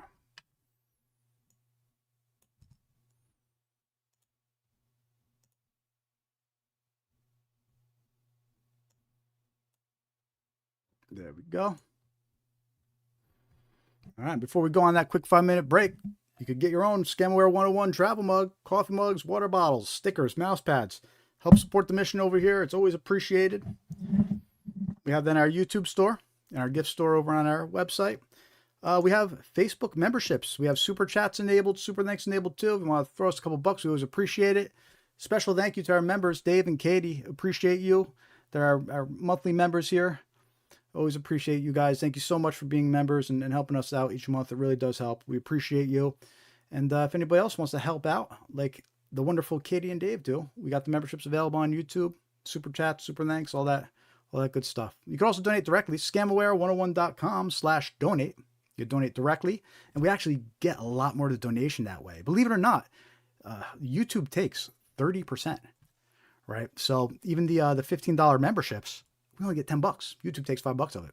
But you can also donate directly though, and that's we get a lot more of it. But I get those. It's a lot easier. YouTube makes it really easy to do it. So we take YouTube too. But if you want to donate directly, scamaware101.com/donate. On the website, we also have the link to our gift shop and merch shop here. It's also on our YouTube store. We get our water bottles, coffee travel mugs, mouse pads, stickers. But hey, again, I get it. Times are tough though. So like, follow, subscribe. That helps too. It really does. We just want to spread the word out, right? And also don't forget to follow us on your favorite social media. YouTube, Blue Sky, X, Facebook, Threads, Instagram. And finally, if you don't subscribe to our mailing list, definitely join the Scamaware 101 mailing list. It's free to join. We send out reminders, let you know when we're going live, let you know when we post new content. So best way to keep updated. Nowadays, you never know when your social media is going to get turned off. And hey, our Facebook account's been disabled a couple times incorrectly because their AI, it wrongly detects our scam examples as us trying to scam. So who knows? One day our social media might be gone, right? And then the only way you're going to be able to hear what's going on is the mailing list, right? That's our way to connect you directly. So join the free mailing list, scamware101.com. We don't send you any junk mail, and it's all good. So on that note, let's take a quick 5-minute break, get recaffeinated here. We're going to play you some tunes. We got some new tunes here on the 5-minute break video. So I hope you enjoy. And we'll be back right after to cover some more common scams and some red flags. Got a text on your phone saying password expired. Link look weird, but your thumb feel wired. They fishing for the keys to your whole damn life. One tap, now they swimming in your bank late night. Dear customer, copy paste same line. Spelled your name wrong, can't even fake the design. Buzz in your pocket, yo, click for the check, click for the virus, click, lose respect. Scamaware 101, Jared, break it down. If it sound too sweet, better turn it around. Cash, fast love, miracle and cash. Hit the lead, not the link. We ain't falling for that. Scamaware 101, say it with your chest. Hey. Call them out, got the number, treat it like a test. If your gut say run, then you follow that drum. Scamaware, class has begun. You must go to the store and buy gift cards. Stop! It's a scam! My uncle works at a hedge fund and gives me insider trading tips. Download this trading app. Stop! It's a scam! My bank suddenly needs my password, my PIN, and my first pet's social security number. Stop! It's a scam! This is urgent. You can't hang up. Get lost, scammer. They slide in your DMs, hey friend, long time. Photo look perfect, but the grammar ain't right.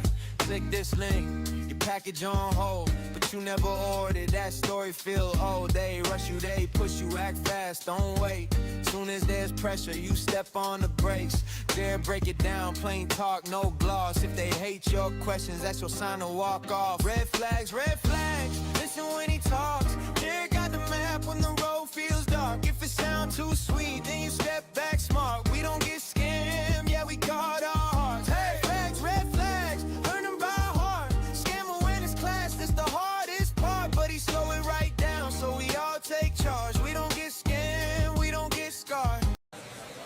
You must go to the store and buy gift cards. Stop! It's a scam! My uncle works at a hedge fund and gives me insider trading tips. Download this trading app. Stop! It's a scam! My bank suddenly needs my password, my PAN, and my first pet's social security number. Stop! It's a scam! This is urgent. You can't hang up. Get lost, scammer. You was Jared in the booth, spitting scammer with truth. They fishing in your inbox, man, they stealing your youth. Phishing emails, got that urgent in the line. Click that link and your bank account's not fine. They text support, they call you at noon. Your PC's infected, yeah, they're singing that tune. Pig butchering scams, back wallets to slice. Invest in the fake love, but you're paying the price.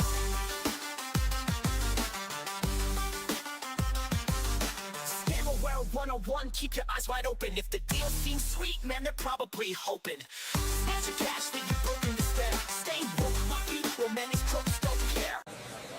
You must go to the store and buy gift cards. Stop! It's a scam!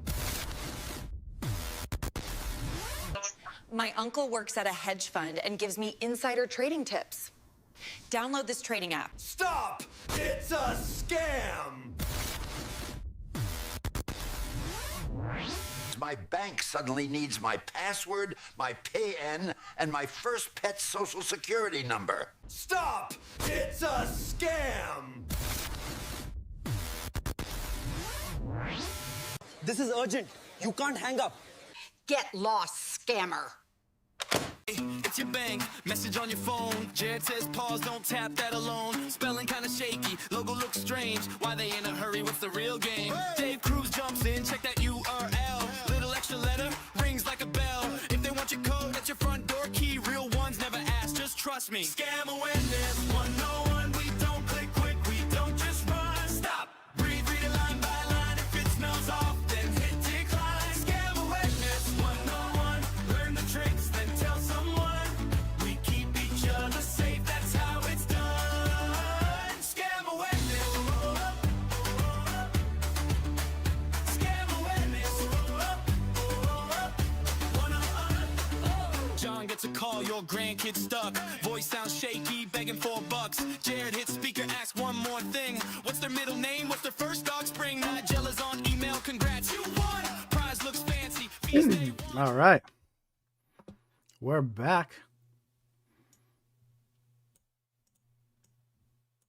Back from our quick 5-minute break, and we'll be continuing the live stream uninterrupted for the rest of the stream. Got about another hour to go. We're planning on wrapping up about 8 o'clock-ish, maybe a little bit after. So still plenty of time to share the live stream, spread the word, get some more people in here. All good stuff, common scams, red flags to be aware of, all useful information, valuable information so you can protect yourself and protect your loved ones from becoming a victim. If you're just joining us for the first time, I'm Jared with Scamware 101. Our mission is to spread awareness of common scams that target individuals just like you, me, your friends, your family, your loved ones. Right? We're being targeted all day long by scammers that want to take everything we have. And it's a serious problem. Right? So here at Scamware 101, we do this live stream every week, help spread awareness, starting at 5:45 p.m. Eastern on Thursday. So make sure to hit that like, follow, subscribe button. It really does help. And join our free mailing list, scamware101.com. It's join mailing list. Follow us on social media, all your favorite social media platforms. And with that said, let's continue with some common red flags to be aware of so you can protect yourself and your loved ones from scams. Let me know in the chat, in the comments, if you've been targeted by these scams or know somebody that's been targeted by these red flags and fell for them, right? Or recognized them and was saved. I'd rather hear a success story than a horror story, right? So let's get started. Red flag number 6. We got 5 more we're going to go over, and then we're going to dive into some more common scams here. But red flag number 6. An unsolicited email or text message instructs you to open a file attachment. Look, this is cybersecurity 101. You never want to open an attachment from someone you don't know and weren't expecting, whether it's an email or text message, right? It's a common way to get infected with viruses or end up on a fake website, right? So scammers use file attachments to bypass email and text message filters. Malicious email and text message attachments can install malware or direct you to dangerous websites.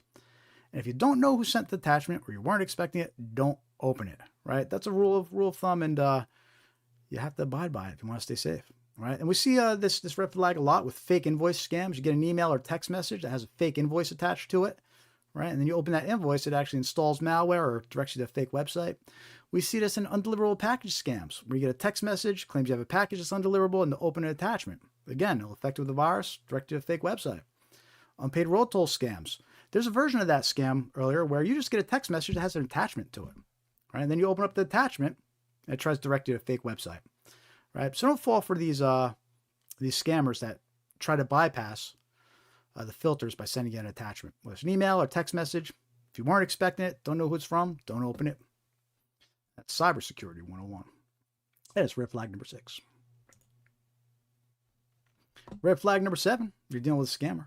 The text message includes an instruction at the end to reply with yes and reopen the message. Replying yes notifies the scammer that your phone number is active, right? So now the scammer knows to target you with more scams. They'll target you from different phone numbers, so you won't be able to block them too. So you never want to reply yes. It lets them know that your phone number is active. Also, replying yes enables the malicious link on some devices, right? Sometimes you get these text messages, the link isn't enabled. You have to go there manually. But if you reply, it enables a link. So now it's that much easier to click on the malicious link. So you never want to reply to text messages from people that you don't know and weren't expecting. We're going to talk about wrong number scams in a little bit, and we're really going to try to drive that home. But anyway, again, the red flag though is at the end of the text, you'll see an instruction that says reply yes and reopen the message. And you know what? Let me just even show you an example. Let me just scroll back up here. All right, so on the unpaid road toll examples, right, and all 3 of these examples, well, there's 4, but 3 out of 4 have that same message, right? Here's the first one. Please reply yes, then exit the text message and open it again. Please reply yes, then exit SMS and open it again. Please reply with the Y and then exit and reopen it again, right? So there's a common instruction that these scammers put at the end of their text messages. So it should be a red flag if you see it. It doesn't mean it's a scam every time. There's legitimate places too that they want you to click their link, so they'll put that instruction. But it's still something that it needs to set off alarm bells in your head, and it needs to be a red flag that you're aware of, right? So anyway, that's red flag number 7. The text message includes an instruction at the end to reply with yes and reopen the message. Don't do it. I mean, you're just telling a scammer to target you even more. Red flag number 8. The caller asked to confirm personal information like date of birth, social security number, or Medicare number. We see this a lot with Medicare scams, health insurance scams. Scammers impersonate medical, financial, government services to steal personal information. They'll claim to have an important message for you, but they'll require you to provide personal information to get the message, right? That's how the scam is. They'll say they have an important update to tell you about your Medicare, but they need to confirm your Medicare number or your social security number, right? Don't fall for it. It's a scam. If somebody calls you up and immediately starts asking personal information, don't trust it. Sometimes they'll say a new card is being issued and they need you to confirm current details, right? It's all red flags. If somebody's calling up and asking you this information. And something to keep in mind, it doesn't matter what the caller ID says, right? I haven't mentioned this yet this evening. Scammers can spoof caller ID. They can make the caller ID show whoever's phone number they want. So even if it says your doctor's office or your Medicare on the caller ID, you can't trust it. You can't give your personal information. You have to hang up and call back through official channels, right? And if they're the legit organization, they'll be okay with that because they know that's what's going on. If somebody from Medicare is actually calling you, right, and you tell them, let me call you back on the official number, they'll be impressed. They'll be impressed. They'll say, good, you actually did the right thing, right? So watch out for this red flag. If somebody calls you up asking personal information, your date of birth, social security number, Medicare number, the date of your service, that started, don't trust it. It's a scam. We see this a lot. Medicare, healthcare, government impersonation scams. Don't fall for it. Guard your personal information. Let's talk about red flag number 5. You're dealing with a scammer. They direct you to a third-party chat app like Telegram or WhatsApp to continue the conversation. So here's the thing. Scammers love using third-party chat apps like Telegram or WhatsApp to communicate with their victims because it's easier than sending text messages, right, all over the world to the various victims. And they offer more anonymity to hide behind. All right. So, these scammers, they hide behind these chat apps. We see this a lot with romance scams, the fake dating profiles or dating apps, right? They'll match victims with the scammer, and then the scammer will say, hey, let's keep talking on WhatsApp. That's the red flag. They're going to try to direct you to WhatsApp. right? Wrong number scams. We're still going to talk about this one a little bit, but wrong number scams, they'll start with a text message probing for victims, trying to gain your trust and get you to be friendly with them, right? And then they'll say, hey, you seem friendly. Let's keep talking on WhatsApp, right? It's a scam. Don't fall for it. Investment scams. We mentioned this a little bit earlier when we were talking about the pig butchering scams, right? They'll direct victims to a Telegram group or a Discord group or a WhatsApp group. But usually it's all part of a scam, right? That's filled with bots that make it seem like there's some legit interest in the investment, but it's not, right? It's all part of a scam. So it's a big red flag when someone you just met and started talking to tells you to, let's continue talking on Telegram and WhatsApp. In fact, any mention of WhatsApp is usually a scam. I hate to say it, but it's true. When that's the only number somebody can give you is a WhatsApp number, they can't give you a legit phone number. It's only a WhatsApp phone number. Don't trust it. It's BS. Don't trust it. And if it's not, tell them to get a real phone number. Crying out loud. Geez, what kind of business you're running? Get a real phone number. Red flag number 10. They ask you to provide a code that was sent to your phone via text message. This is a big red flag because there's no reason individuals should be asking you to confirm a code that was sent to your phone. This is actually a scam. We see this scam a lot on marketplace type websites where there's buyers and sellers. And what happens is the scammer, they'll impersonate a buyer or seller and they'll say, I just want to confirm your phone number is legit. Let me send you a code to your phone, right? And then provide the code back to me. But that's a scam. What they're actually doing is they're trying to log into one of your accounts, or they're trying to reset a password, or they're trying to link your phone to a fraudulent account, right? And if you reply back with that code, you're allowing it, right? I want to talk about that a little bit more, okay? So you're talking to a buyer or seller, right? They say, hey, I just want to send you a text message to your phone, confirm it's you. They might be trying to log into your bank account, right? And you're getting this code from your bank account as a security measure. You give that code to them, you just let them log into your bank account, right? They might be trying to reset a password. You give that code to them, you allowed them to reset the password. But what about creating these new accounts that are linked to your phone? So there's a common scam called a Google Voice scam. And what the scammers do is they create Google Voice accounts and they link them to victims' phone numbers, right? And when the victim provides a code, it allows them to link their number to this fraudulent Google Voice account. So now scammers are using this Google Voice account that's linked to the victim's phone number, and they're using that account to spread their scams, right? And it all points back to the victim's phone number. So anyway, that's red flag number 10. If they're asking you to provide a code that was sent to your phone, don't trust it, right? That's not something that individuals typically should be asking from you, is saying they're sending a code to your phone. You know, chances are they're trying to do something malicious that's linked to your phone number. If you give them that code, you're allowing it.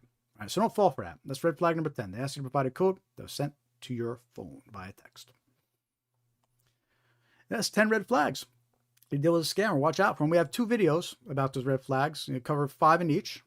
So check out those videos, give them a like, share them with friends and family, someone will find it useful. Someone that keeps getting scammed, they need to know these things, right? They're important.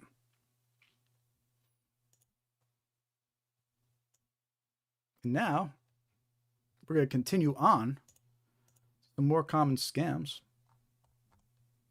Don't be shy. Say hi in the chat. Let me know you're watching. Not really paying attention to the viewer count. So the only way I know people are there is when you're talking. You know, otherwise, I might be talking to myself, but that's okay. All geniuses do it. We're streaming live, Instagram, Facebook, YouTube, spreading the word. All right. Let's talk some more common scams here.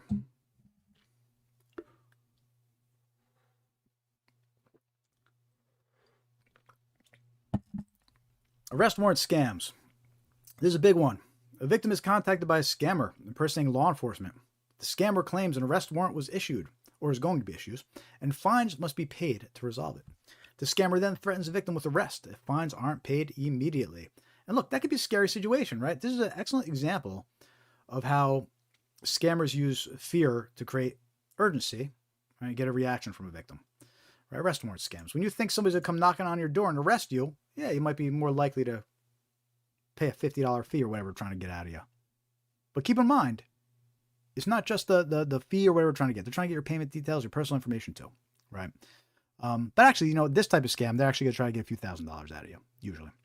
So, common arrest warrant scam narratives, right? You get a phone call. They often claim that you missed jury duty, right? They'll say you missed jury duty, and the they're going to be issuing, an arrest warrant if you don't pay immediately. Right? The caller ID might even show the local sheriff's department. Right? That's something, again, I can't stress this enough. You cannot trust caller ID. Scammers, they manipulate caller ID. They will show the sheriff's office on your caller ID. And it's a scammer across the world. Right? They're halfway across the world, and your caller ID says it's your local sheriff's department. Right? So you cannot trust caller ID. Right? These scammers, they'll call you. Your caller ID will say it's the sheriff's office. They'll say you missed jury duty. You failed to show to court. And they'll say you must pay immediately or they're going to come arrest you. Right? Scary situation, but it's all fake. And I want to talk about some reports that came in recently for these. We have a few snippets from some January 2026 reports, right? So this is only from a couple months ago. These are January reports. And they had a few details in it I thought were interesting, so I wanted to include them here. So the first scam report says, a man reportedly from a sheriff's department in a city I used to live in said that there was a warrant for my arrest. It was due to not reporting for jury duty, right? So they say you missed jury duty and that's why they're coming after you. He says, I was not to discuss this with anyone because children were involved. That's that request for secrecy, right? Remember I told you that the red flag where they ask you to keep it, this is one of their clever little ways of trying to keep you quiet. They say, oh, the case involves children, so you can't talk about it, all right? It's just part of the scam. And then they instructed them to go to Walmart and put money on a one account, right? And there's that red flag that I mentioned earlier, right? Putting money on a one account, going to Walmart. So those are all interesting details where this person reported this scam. Another report about these arrest warrant scams. Received a phone call saying they were from the county sheriff and I had 2 charges against me that I had to pay a fee. Was made to stay on the line and was directed to deposit money through a cryptocurrency machine. So remember how we mentioned earlier about the red flag? They tell you to deposit money in a cryptocurrency, crypto ATM, right? And sometimes they'll try to keep you on the phone so you can't even call anybody, right? And that's what they did in this case. They kept the person on the phone while he drove all the way to local store with the crypto ATM. They tried to accuse him of disconnecting and charge him even more money. The whole time they were threatening to have him arrested if he didn't comply. Right? Scary situation. That's a great example of what these scammers are doing. Lots of warnings about this scam coming out from police departments and law enforcement, right? Because they don't like being impersonated, right? That's what the scammer's doing. They're impersonating law enforcement here. So again, you get a phone call like this, you can't trust the caller ID, right? Just because the caller ID says sheriff's department doesn't mean it is, right? You can't trust it. Also, this type of scam, they've been known to provide fake paperwork as well, right? So even if they offer to provide paperwork, you still can't trust it. So what do? If you're concerned this is real, which 99.9% of the time is not going to be real because this isn't how they handle it. They don't just go calling you. You'd be receiving official notices. Like law enforcement isn't just going to call you about this stuff, right? So you find yourself in this situation. What you want to do is confirm who they claim the warrant's going to be issued from, what sheriff's department they're calling from.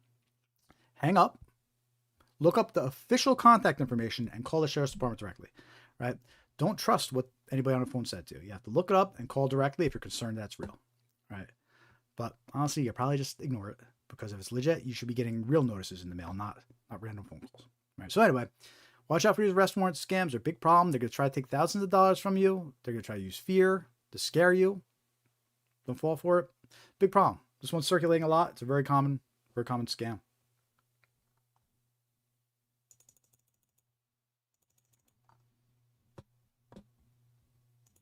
Here's a cool little infographic we made about this scam, and we're sharing it on social media. How to spot an arrest warrant scam. Right? Scammers impersonate law enforcement. They demand immediate payment. They use deceptive tactics to appear real. The golden rule, hang up and verify. Right? And that goes for every scam because you just have no way of knowing anymore. You have no way of knowing who's on the other line because you can't trust caller ID. You can't trust paperwork. You have to initiate the call and then make sure you're calling, official phone numbers. Next scam we're going to talk about here, bank impersonation scams. These are damaging. Scammers impersonate the bank, usually claiming suspicious activity was detected under a victim's account. Victims are then tricked into withdrawing and transferring funds to the scammers, impersonating their bank.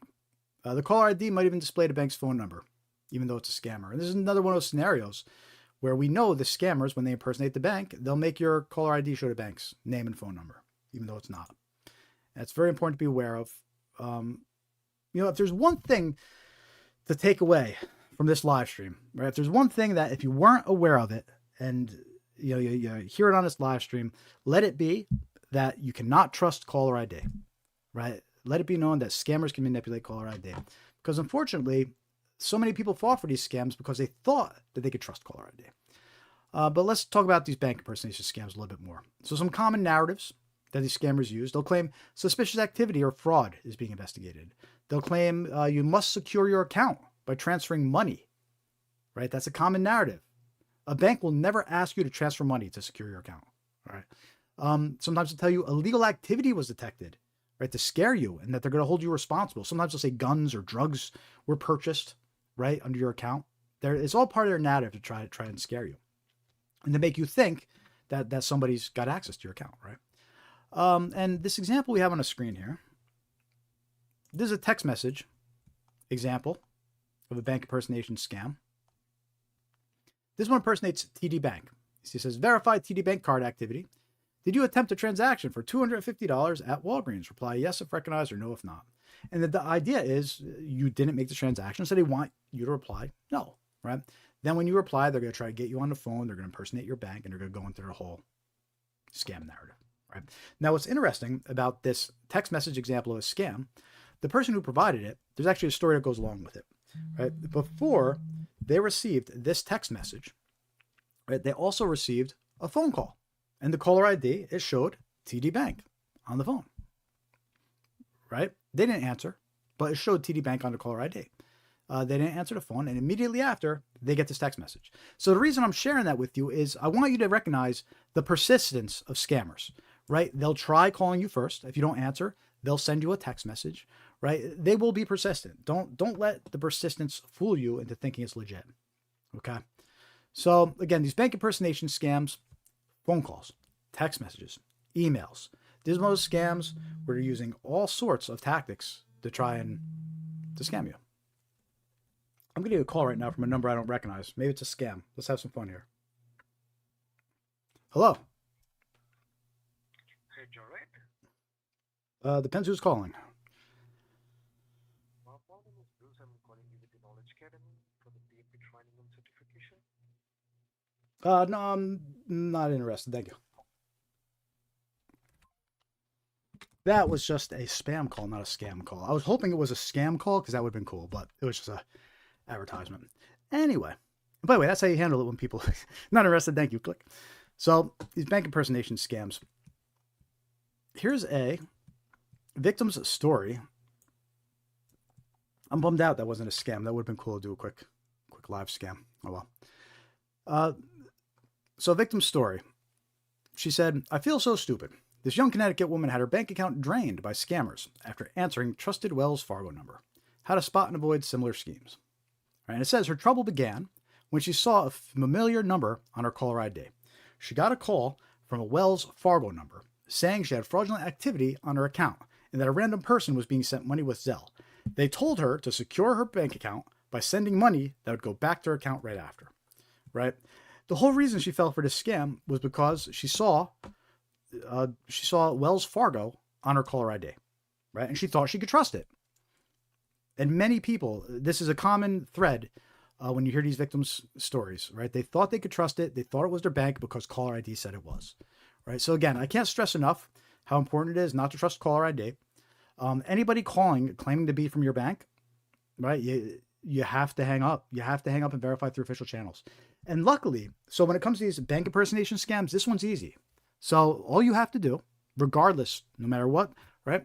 Hang up the phone, right? Maybe you get an email that says there's a problem with your account. Maybe you get a text message that says you're a problem with your account. Maybe somebody calls you claiming to be from the bank and a caller ID says they're from the bank, right? Do not engage. Do not engage. What you do, call the phone number on the back of your bank debit card. That's it. Call your bank directly using that number on the back of your card. Right? Again, even if your caller ID shows a number, you can't trust it, right? Because scammers could fake it. But you, to verify, you could call that number directly to verify. So that's anything going on with your bank, email, text messages, phone calls. Don't engage, hang up, call the number on the back of your debit card, right? And ask them directly. So anyway, bank impersonation scams, be aware of them. Extremely common. Again, targeted all directions. So don't fall for them. Don't give out information, right? Do not be tricked into withdrawing money and transferring, right? Keep in mind this woman's story. What happened to her? They told her she had to transfer money to secure her account. No bank's gonna ask you to do that. So don't fall for that scam if you find yourself in that situation. Here's a cool little infographic we made. Again, we're sharing on social media just to kind of spread awareness. The anatomy of a bank impersonation scam. All right. Panic phone call, coach to withdraw cash, told to deposit into a digital Bitcoin ATM, right? Anyway, recognize the red flags, hang up immediately, call your bank directly every time. We're going to talk about wrong number scams next. This is extremely common. Before we do, though, just anybody that's just joined us, welcome to the live stream. If you're just joining us, my name is Jared. I'm with Scamware 101. Our mission is to spread awareness of scams that target individuals. Individuals, you, me, your friends, your family, your loved ones, right? We're under attack all day long. Awareness is key. Awareness is your best defense. So we do this live stream every week to spread awareness. So make sure to hit that like, subscribe, follow. It really does help.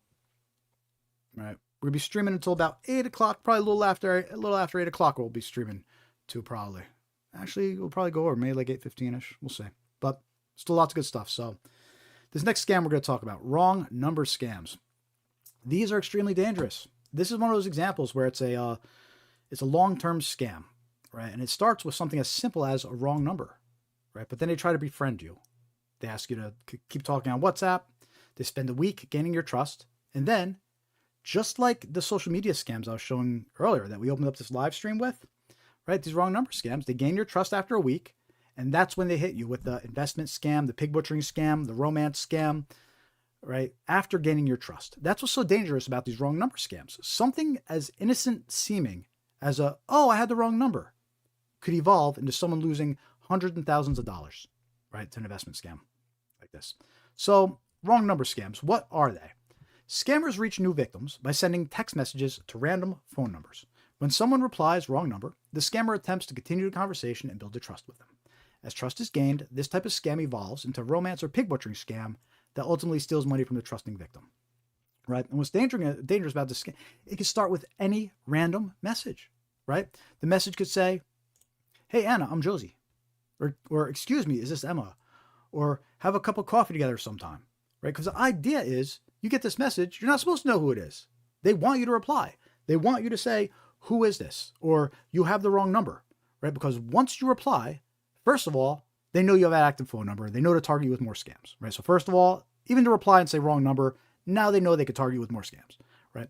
But when you reply, what they're going to do is they're going to try to build up a friendship with you. And here's an example of how that conversation is going to go right here, right? Conversation starts out, "Hi." We reply back, "Hi, who's this?" Right? They reply back, "I'm Karina. Are you David? We met last week at Linda's party and you picked this number for me." You know, they'll have some fake story about how they got your number.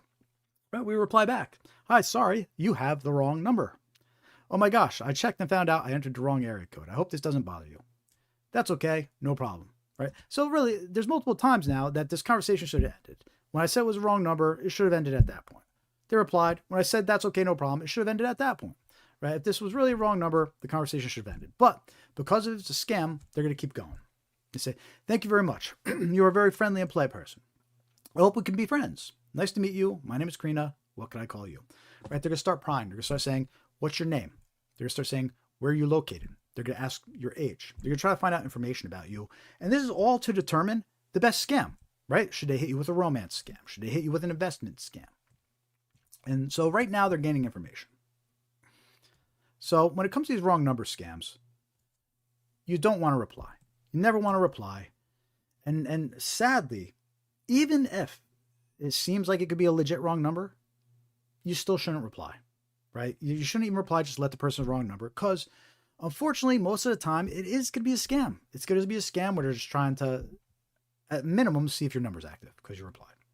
Right? So you never want to reply to these people. You know, if it's a legit person, they'll keep on trying to reach you, right?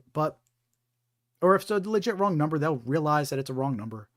But you don't want to engage at all. Unfortunately, you can't. And it's sad because you want to be kind and you want to let the person know, hey, this isn't who, it's a mistake. But you can't anymore, unfortunately. You have to, you got to keep your guard up and protect yourself. So never reply to these types of messages. Don't engage with them. Don't download an app, because eventually what's going to happen is they're going to say, hey, let's keep talking on WhatsApp, right? We talked about that earlier. They're going to try to get you to download a chat app and start talking that way. So you never want to engage with them or do any of those things, right? And again, this type of scam, it'll evolve. It evolves into a pig butchering scam, which is an investment scam. Very damaging, hundreds of thousands of dollars. We talked about that earlier in the live stream, right? Or romance scams. So something as innocent as a wrong number scam could turn into that, or a wrong number text message. We released a video about these wrong number scams. It got over 102,000 views. It was really our only video that's went viral, but it received 102,000 views. It's over on our YouTube page here.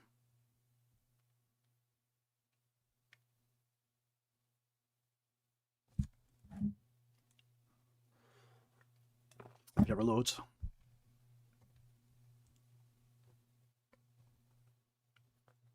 Hey, Scamware 101 is live. Look at that. By the way, we stream with a vertical and a wide view too. So if you hear me talking about people in the chat, you don't see it's probably because they're in the other stream here. But look, a wrong number scam video here. 102K views.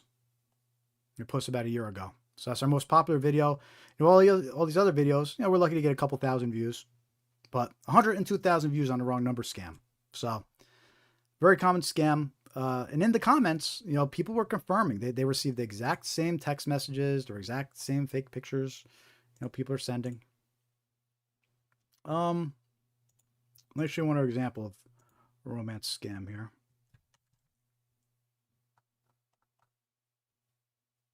Or a wrong number scam, sorry.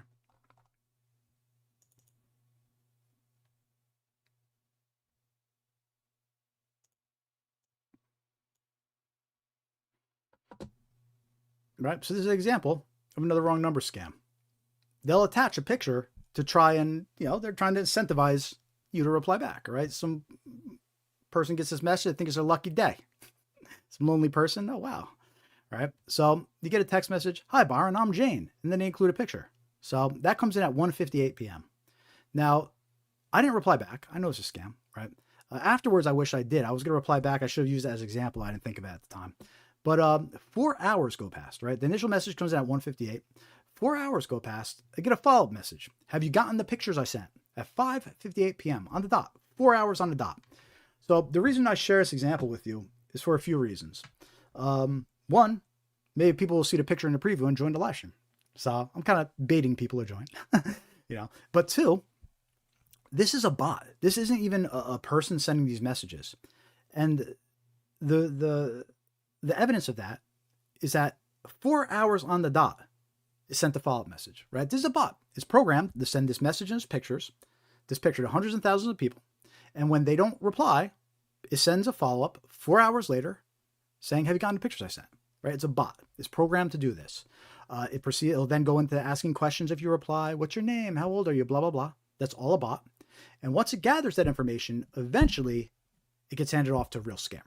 Right? But these initial text messages, these pictures that come in, right? This isn't a person sending out these messages, right? This is a bot. That image on the screen, it's probably AI generated. At the very least, it's stolen, but it's probably AI generated, right? And unfortunately, when scammers use AI now, you know, before you used to be able to do a reverse image lookup, it was called. You'd be able to take this image, right? And you would do reverse image lookup and you would see, oh, this image is on 20 other people's profiles. This clearly is a stolen image, right? But now, because of AI, the scammers just generate an image. And you kind of have no way to, you know, you do reverse image lookup, it doesn't find any other matches. It's kind of, so look, they're getting more advanced. They're getting more believable. And you can't fall for it. All right, so anyway, wrong number scams. Don't fall for them. These are the type of scam where they will gain your trust. Like this person, you'll think you're talking to this person for like a week or two. You'll think that you found a new best friend or a romantic interest, right? But then they'll hit you with the investment scam or they'll need help with money. Never send money to someone you've never met in person, right? So anyway, those are wrong number scams. Extremely dangerous. You know, you wouldn't think that something as innocent as a wrong number would result in losing hundreds of thousands of dollars, but it does. Right? The threat is real. Take it serious. Don't fall for it. Let's see here. Dave says, I received a phone call with my area code. I replied to text me instead. Later on, I received a text asking me who I am. I replied that probably a scammer spoofed your number to call me. Yeah. No. There you go. Dave likes to have fun with the scammers. Dave knows what he's doing. So say for Dave to reply because he knows what he's doing. But everybody else, I don't recommend replying. Just ignore these, these messages.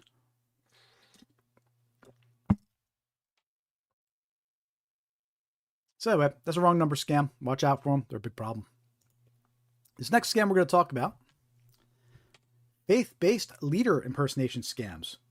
I was actually surprised when I found out about this one, how common it was. And look, scammers pose as trusted religious leaders, such as priests, rabbis, or pastors, to deceive members of their community. They reach out with an urgent request for money or gift cards, usually to help children in a hospital or some kind of charity, right? But it's a scam. And these scammers, they impersonate your pastor, your priest, your rabbi, right? Because they'll create these fake email addresses where one letter is reversed or one letter is missing from the name, right? And they blast every member of the church, making them think that their priest is emailing them, or they think their pastor's emailing them, or they think their rabbi's emailing them, right? Because somehow the scammers are able to get this information. It's probably easy enough to find out who the rabbis, pastors, and priests are at a church, right? And then it's probably easy enough for them to get a membership list too, whether they breach, the systems over there or they find it publicly. Right. So, and look, I was surprised to see how many reports of this scam was coming in. And some examples of it. Here's some snippets from the reports here. Contacted by our pastor. He needed help getting some Apple gift cards for cancer patients in the hospital. But he was busy with other things. Right. That's a scam. Right. It was a fake email address that looked like their pastor and is trying to trick them into purchasing gift cards and then having them take pictures and email the cards over. Right. And they're saying it's for cancer patients, which, by the way, it's a terrible scam, right? They're sitting here using something like cancer to try and trick people into buying gift cards, right? It's terrible. Another snippet. The person impersonates a pastor from our church in South San Francisco, asks to send money for Brazil because he has a personal emergency, right? So in this case, someone's impersonating their pastor, right? They create an email address, spelt the name wrong, and they claimed that they were in Brazil and needed help, right? Well, your pastor reaches out to you for help. They're stranded in a foreign country. You're probably going to try and help them, right? But it's a scam. I received an email that appears to be from my priest. He asked me to buy 10 Amazon gift cards immediately. He needed to send them out. So see, 10 Amazon gift cards, probably at $500 each. That's a $5,000 scam right there. $5,000 scam. By the way, all these reports from victims or reports from whoever was targeted, right? These all came in January. These are all recent reports from a couple months ago. Like these are all January reports, January 12th, January 21st, January 30th, January 13th, right? So there's pastors, priests, here's a rabbi. So someone saying they were my rabbi asked me to get 5 Target gift cards, $500 each for sick people, right? That's a $2,500 scam right there. Okay, so these scammers, they're impersonating your rabbis, your priests, your pastors, and they're trying to scam you. They're trying to scam everybody at your church, everybody at your synagogue, right? They're trying to scam the members of your community, which, again, this is why awareness is so important and why we as a community need to spread awareness and keep each other safe. By the way, I offer group presentations, right? We offer group presentations here at Scamware 101. Last month we did one for a local synagogue, right? We did a remote presentation, an hour and a half presentation with a Q&A, warning members about all these various scams and answering their questions. And that's important, right? So look, if you're a member of a church, a synagogue, any kind of community, not even a religious community, right? Just your local communities, right? Community centers and things like that. HOAs, right? We do group presentations, for your group. So reach out to us if you're interested. We do charge for the group presentations, but we got to stay running somehow. So it's one of the ways that we're able to make some money. And really it's the best way out of all the things you could do to help us get along here. Getting us a referral for a group presentation, that's actually the most, financially, that's the most helpful, doing a group presentation. So if you know any churches, synagogues, community centers, HOAs, things like that, reach out to us for a group presentation. We include a handout too with all common text message scams. This is really, really informative and good. So anyhow, so watch out for these faith-based organization scams, right? It's crazy that they're impersonating pastors, priests, rabbis, but at the same time, think how clever that is, right? If you're a rabbi, you're a priest is saying, hey, can you do me a favor? Go purchase $5,000 in gift cards. We'll reimburse you, right? Well, I mean, you're not going to sit there worried that, well, will my priest really reimburse me? Will my rabbi reimburse me? I mean, if anybody you could trust is supposed to be them, right? So it's pretty clever for these scammers to impersonate them because some, I mean, shoot, I have friends and family members that if they ask me for money, I don't know about that. I don't know if I can get it back. But your pastor, your rabbi, who's going to question that? So it's pretty clever, but don't fall for it, right? And it's actually pretty common. Like these were just a few of the reports from January. There were like, I think there was like 8 or 9 reports. So watch out for that. And look, here's some tips about how to protect yourself from this type of scam and spread this. Let the community know. Let your members of your faith-based group or community group know, right? Always inspect the email address, right? These scammers, they're using fake email addresses that look like they're legit, but they're not, right? Scammers impersonate trusted contacts, friends, family, coworkers, community leaders, religious leaders by using fake email addresses. Always examine and confirm that the sender's email address is legitimate. Even one extra letter in the email address can mean it's fake, okay? Second, always verify through a second communication channel, right? You get an email like this? Okay, well, you know what? Get on the phone. Get on the phone with the priest. Get on the phone with the rabbi. Get on the phone with the main office. Confirm what's actually happening here, right? And 3, gift card requests should always be considered a red flag. Always got to be considered a red flag because we know scammers love to be paid with gift cards. All right, so a few ways you can protect yourself. Let your community members know, right? Because again, these scammers, we're not talking about $100, $1,000. These scammers, they're taking big chunks of change, right? Just those couple reports, we're talking $2,500, $5,000, and they don't stop there, right? Something important to keep in mind is that victims of a scam, they are often targeted with follow-up scams, right? If you fall for a scam, someone you know falls for a scam, they get added to a suckers list, it's called, right? And that suckers list is actually sold to other scammers because it's valuable. Scammers figure if you fell for one scam, you'll fall for another, right? And they're going to target you with another scam. It might be a recovery scam. They might reach out to you and say, oh, it was brought to our attention that you were recently scammed. We can help you recover that money. We're a business. It's a scam, right? So anyhow, be aware of this. Protect the community and your loved ones. This next scam example we're going to talk about, crypto scams or exchange impersonation scams, to be more specific here.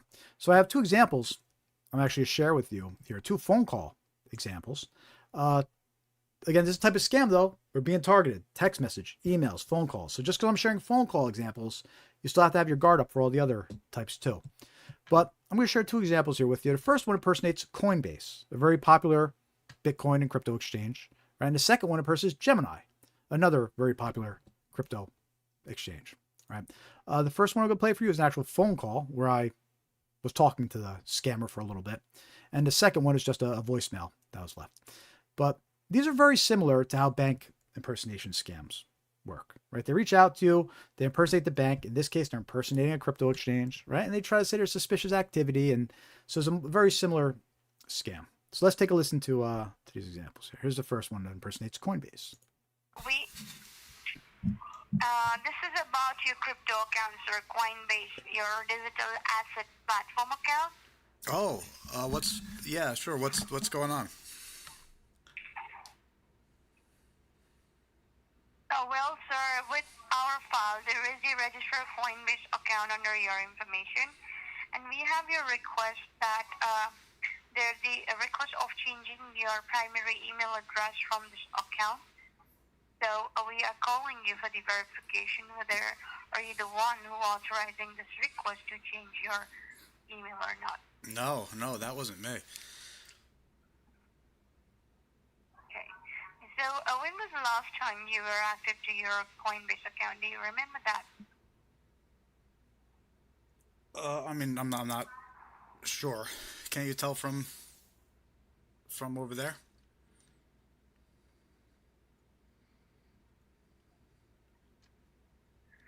well, sir, right now, as I can see, there are some of the recent login we have detected by our server. And as I can see, the requests which are coming from, it is from the different IP location in foreign country, in Mexico. Oh, and the next login we have found, it is in the New Jersey. So among these two locations, can you please verify me which one could be a recent or it could be a last location from where you have money to the account? Is that from New Jersey or it is from the Mexico, the country? I mean, I travel, so it might have been both. They didn't like that answer when I said that. I wasn't sure at the time. So when they said New Jersey, it threw me off a little bit because I was like, how did they know that I was in New Jersey? I'm not in New Jersey anymore, but I was like, how did they know that? You know? So it threw me off for a second. And that's why I didn't really want to answer their questions. I didn't know if they were trying to get into my account and maybe that was a security question or something, right? So I just kind of was like, I travel away. I didn't like that. They hung up.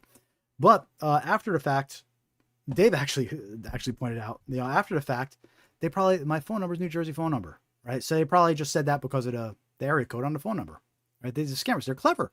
Something like they know things about you just from the area code, you know, and boom, they know what state to kind of impersonate. So anyway, that was an example of a Coinbase impersonation scam, very similar to how these bank impersonation scams work. Let's listen to the second one. This is just a voicemail that was left. That's an example of a scam. This one impersonates Gemini, another crypto exchange. This is an automated call from Gemini. A new device has logged in from Singapore. If this was not made by you, press 1 to be connected to one of our representatives. So that's a Gemini impersonation crypto scam, right? So don't fall for these impersonation scams. You get phone calls from them, Coinbase, Gemini. You know, they're clever. All right, cool.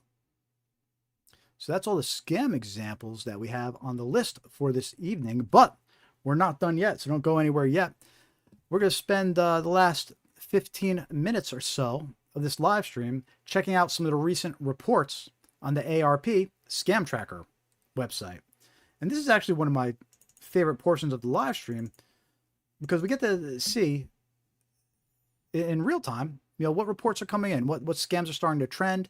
And we get to see if, you know, were there any scams worth talking about that we didn't discuss here that we should, right? It's a fun exercise to do. So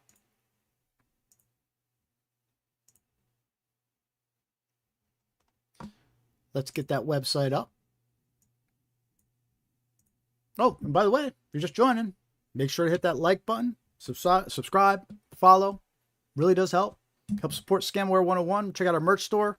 Got some coffee mugs, water bottles, mouse pads, stickers, all cool stuff available in our merch store. It's on our YouTube channel. We also have a link on our website here to it, the gift shop merch store. We have super thanks enabled, super chats enabled. We have memberships enabled over on YouTube, so you can help out that way. We always appreciate it. You can donate directly, scamaware101.com/donate. But hey, look, times are tough. I get it. It's all good. A like, a follow, subscribe, just helping us get the word out there. You know, that's what we're trying to do. We're trying to put something good out there, spread awareness. Look, we've been on here for 2 hours, just tons of information, right? Tons of value in this live stream. And you only have to hear me beg for likes, subscribes, and maybe an occasional, you know, coffee mug purchase. But other than that, 2 hours jam-packed with real examples, phone calls, emails, text messages, right? And now we're about ready to check out the ARP scam tracking map to see the latest scams that are happening too, right? So you get the very best, the very newest examples of scams here. We try to stay on top of it. And, you know, it costs money, right? So we appreciate any help we could get, whether it's spreading the word, helping out with a few bucks. And it really makes a difference. Because, you know, there's not much out there like this. We're doing something different here, right? We're doing something different here, I think. So you can check out our courses. We actually have some a course available. We have the link here at the bottom of our site, online courses, but it's actually courses.scamaware101.com. And we have a fundamentals course available that goes over how scams start. It's about an hour of videos. We have it's broken down into lessons. We have quizzes after each, and we go over the 6 common entry points that scams start. We go over 25 dangerous actions to avoid, right? And right now we have the course listed for $9.95. We get you access for a year. So $10, you get access to the course for a year. And it really covers all the fundamentals. So, and we have a free quiz here too that you could join or sign up for. It's a free quiz you could take and see if you can spot the phishing email. So check them out. Love to hear your feedback. And again, just before we check out the AARP scam reports, the group presentations, that's what really help us. So if you know any organizations, faith-based organizations, community centers, things like that, HOAs, synagogues, churches, we're really trying to push the group presentations here, and we need to get some money coming in over here. And now that I'm done begging, let's go check out some scam reports here. So we have a tools and software page on our website, scamware101.com. Last week I talked about these links in more detail. I'm not going to talk about them in detail this week. Maybe next week I will, but definitely check out our online tools and software page. Lots of useful links here, some discount links. You can save some money on some items too. So affiliates of ours, lots of free things too. But the last link on the page we have here is to the AARP scam tracking map. So it's a free resource from the AARP. By the way, if you get scammed or targeted by a scam, you can report them here as well. So bring up the map. It gives you an option. You can narrow it down by zip code. I'm not going to do that. I'm just going to keep it nationwide. Just get an idea of overall what's going around in the nation here.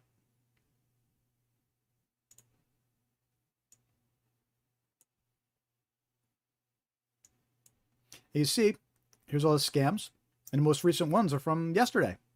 Right? So the reports we're going to look at right now are literally from yesterday. That's how recent these scams are. So let's see what's being reported. And we'll maybe check that out for about 15 minutes or so. And then we'll get this live stream wrapped up. So this first report here, debt-related scam. Received a phone text message telling me to call office for a pending matter. Let's see what other details are here.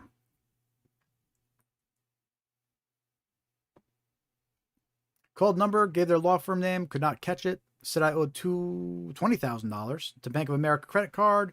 Wanted to sell for $5,000. Yeah. So, all right, good. This one's worth talking about. Debt scams. Right? These fake debt scams. And this is actually a pretty common one. You get these phone calls saying that they're a debt collection company and they call them back, but it's a scam. Right? So if you're being contacted by a debt collection company, make sure to do your research and confirm there's a real debt, because this is a very, very common scam. I think it's actually picking up a lot. In fact, the second report here, debt-related scam. Phone call asking to speak to wrong first name and first marriage about a case in county I lived in over 30 years ago. Oh, this might not be a debt scam. This is probably a arrest warrant scam. Let's see. It doesn't go into more detail. It just left the number to call to resolve. So this could have been a fake debt or a arrest warrant scam.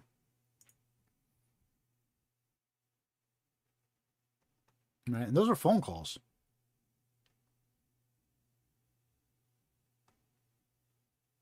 So this next report here. Rachel Adams called with a claim number and threatened to call my employer if I didn't call them back. Ooh, let's see what this says. They also called my mom. Huh. Didn't give any more details. It just says debt-related scam. Well, I have heard these scammers doing that, though.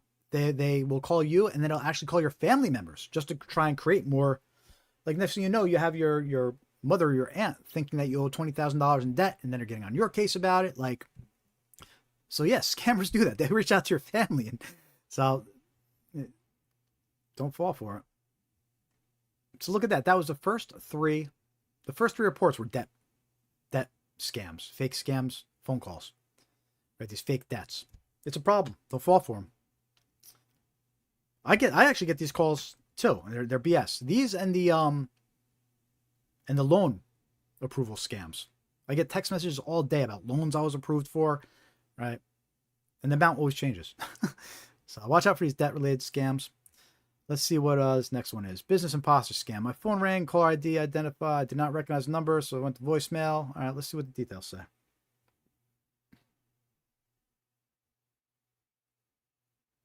Moments later, the same call rang on my phone, sent it again to voicemail. This happened over 6 times, over and back to back. Last time I declined the call, and then the call stopped. When I Googled this number, it came up as Citibank customer service. So there you go. That's an example of a bank scam where they're making the caller ID show the bank's phone number, right? And we know that they're doing this. So this goes back to you cannot trust the caller ID, right? And we talked about this. We talked about bank impersonation scams, and they can't trust the caller ID. They show the bank's name and phone number, right? And so there you go. There's somebody reporting it. Sometimes they even know what bank to impersonate too. They'll know what bank you use.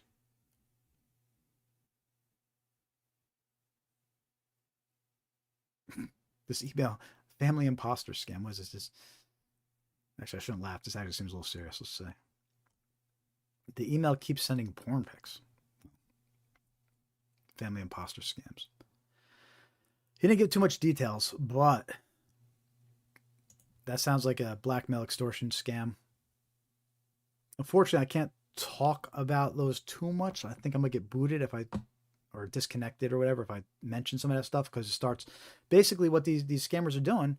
They're generating AI images, revealing images, of people, and then they're blackmailing them, saying, I'm going to send these images to your friends and family, unless you pay me, right? Maybe the images were stolen from them, right? That goes back to somebody getting access to your device and stealing personal and private things and then blackmailing you.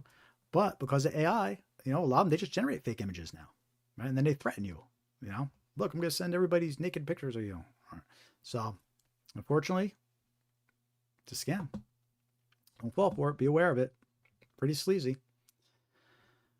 Home-related scam, always asking about home loans. There we go, right? There's a loan scam right there. Home-related scam, always asking about home loans. Be suspicious about these loans that you suddenly didn't apply for but got approved for, right? That's sketchy. And you know what? Let's take a look at this last page here, and then we'll get wrapped up.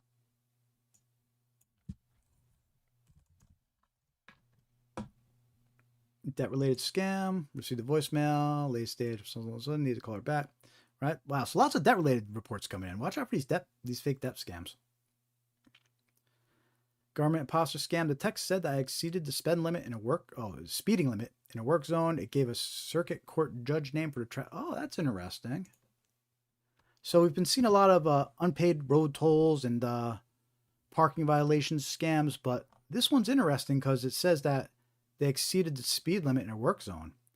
It gave a circuit court judge name for a traffic division. It also encouraged quick payment of the fine. The phone number was +63. So that's a Philippines phone number that's outside of the U.S. That's a big red flag. I had driven through several work zones on the day I received the text, right? So it goes back to that spray and pray, right? They know that they send out as many as text messages as they can. Now, some of those people are going to remember driving through a work zone and think to themselves, oh, this must be legit. Interesting. I would love to get an example of this one, because this is the first example I'm hearing of one claiming it's for driving through a work zone.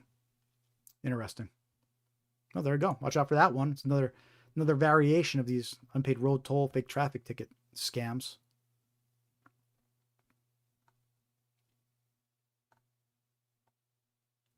See out these last two. Received an email, reported to be from PayPal. Now, I'm not even going to read the details of that one because I already know what to tell you. PayPal is very, very commonly and often impersonated by scammers, right? So when you get these emails claiming to be from PayPal, don't trust the links.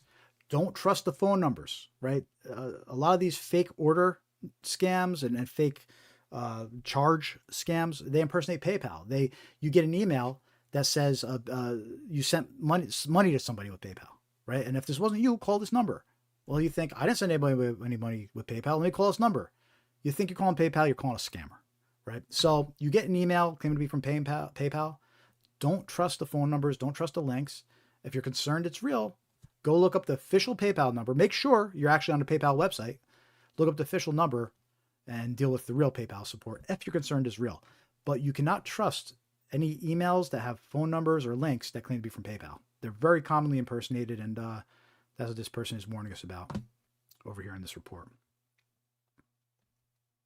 Oh, good. And this last report, this is a good one that we'll we'll wrap up the live stream on here. This last report, they're impersonating a utility their cable provider or internet provider, Spectrum, which is very common, right? We see lots of scammers that impersonate Spectrum.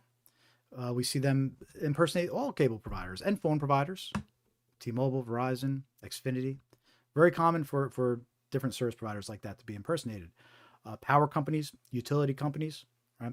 This says the scammers called the 78-year-old widow, claimed to be Spectrum Communications with a threat to cut off service without a $350 payment being sent to a P.O. Box in New Jersey. There you go. Don't fall for it, right? If someone calls you up from these companies, again, the golden rule for all these scams, hang up and verify, right? You don't have to engage with the person that's calling you. Hang up and call Spectrum directly. Get the number off of a bill that you have. Visit their official website and contact them that way, right? But you shouldn't engage with an unsolicited phone call. You can't trust it. It doesn't matter what they know about you, right? They could find out in many different ways. You still can't trust it, right? You always got to hang up and verify. Just like in the case of this scam that's being reported where they're impersonating Spectrum. So anyhow, so there's some recent reports on the ARP scam tracking website. Watch out for them. Be aware of them. I hope that helps. And with that, we're going to get this live stream wrapped up. We started at 5:45 p.m. Eastern, right? So we've been going for a little over 2 hours, 2.5 hours about, just under. So covered lots of scams, shared lots of examples with you, lots of victim reports, lots of tips and red flags to be aware of.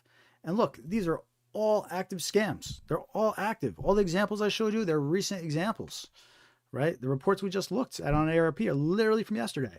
So the scammers were actively being targeted.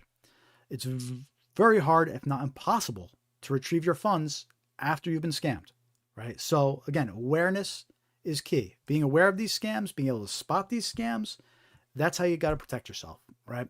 So check out our courses, courses.scamaware101.com. We have a link down here on our scamaware101.com website here. There's a link to online courses.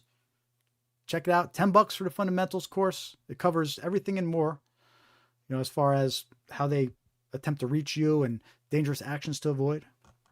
Join our free bailing list, scamaware101.com. We'll keep you updated with when we post new content. Reminders when we're going live. We do this live stream every week, right? Every Thursday, 5:45 p.m. Eastern. So sign up for the mailing list. We'll send you a reminder before the live stream each week. Follow us, all your favorite social media platforms, YouTube, Blue Sky, X, Facebook, Threads, and Instagram. It really does help. Really does help. You know, even if you don't use these platforms, but you have an account, look, if you could hop on real quick, give us a quick like and a follow. You don't have to ever log in again. I don't care, but it could help. So we appreciate it if you do. Check out the merch store. Scam awareness mugs, water bottles, mouse pads. Look, the idea about the merch store, these items that we have here, the idea was they're all items that you have in front of you and on your desk, right? So you're being reminded not to fall for these scams. The way I envision it is, you know, they make great gifts for somebody that keeps on getting scammed, right? Because the way I envision it, you know, they're about ready to send somebody their password or click on a link, but they look at their mug and they look at their mouse pad and oh wait, Scamware 101. They remember, right? So that's what I'm trying to accomplish here. But check it out. It helps support the mission here. Water bottles, mouse pads, stickers, things like that. And again, the big service, if you really want to help, group presentations. We're trying to push right now the group presentations, church groups, synagogues, community centers, HOAs. You know, it's a great way to keep the community safe too, right? Great, and it's an affordable way, right? So anyhow, thank you everybody for tuning in. I appreciate you all. Dave, Katie, the two members, we're still there. Appreciate you. Anybody else on? If Matthew's still watching or Aisha's still watching or John's still there, thanks for tuning in. Appreciate you. Until next time, I'm Jared with Scamware 101. Stay safe. And what I'm going to do, maybe I could play some outro music real quick while I get these live streams shut down. Let's see.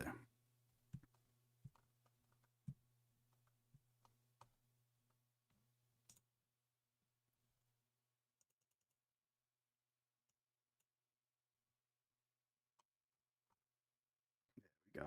Let's do this. All right, the outro video might freeze up as I shut down the streams, but we'll see. Why not? Have a good one, Dave. Thanks again, everybody. Stay safe. Hope to see you next week. Have a good one. Got a text on your phone saying password expired.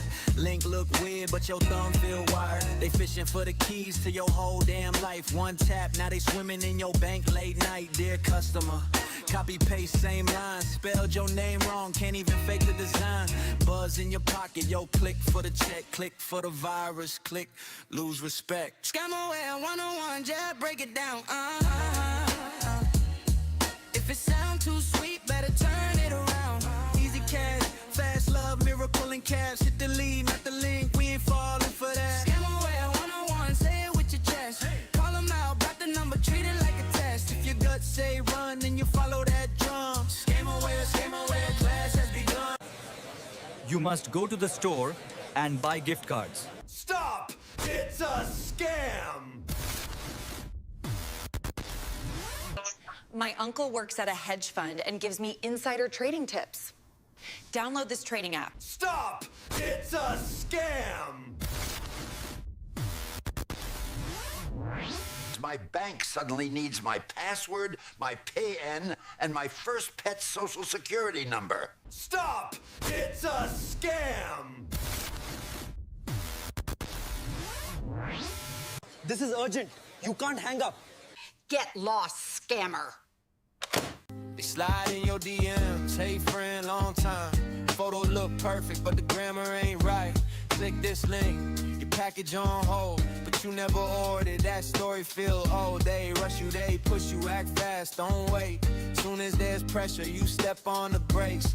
Dare break it down, plain talk, no gloss. If they hate your questions, that's your sign to walk off. Red flags, listen when he talks. Dare got the map when the road feels dark. If it sounds too sweet, then you step back smart. We don't get scammed, yeah, we guard our hearts. Hey, flags, red flags, learn them by heart. Scam awareness class, that's the hardest part. But he slow it right down, so we all take charge. We don't get scammed, we don't get scarred.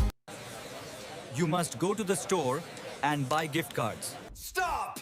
It's a scam! My uncle works at a hedge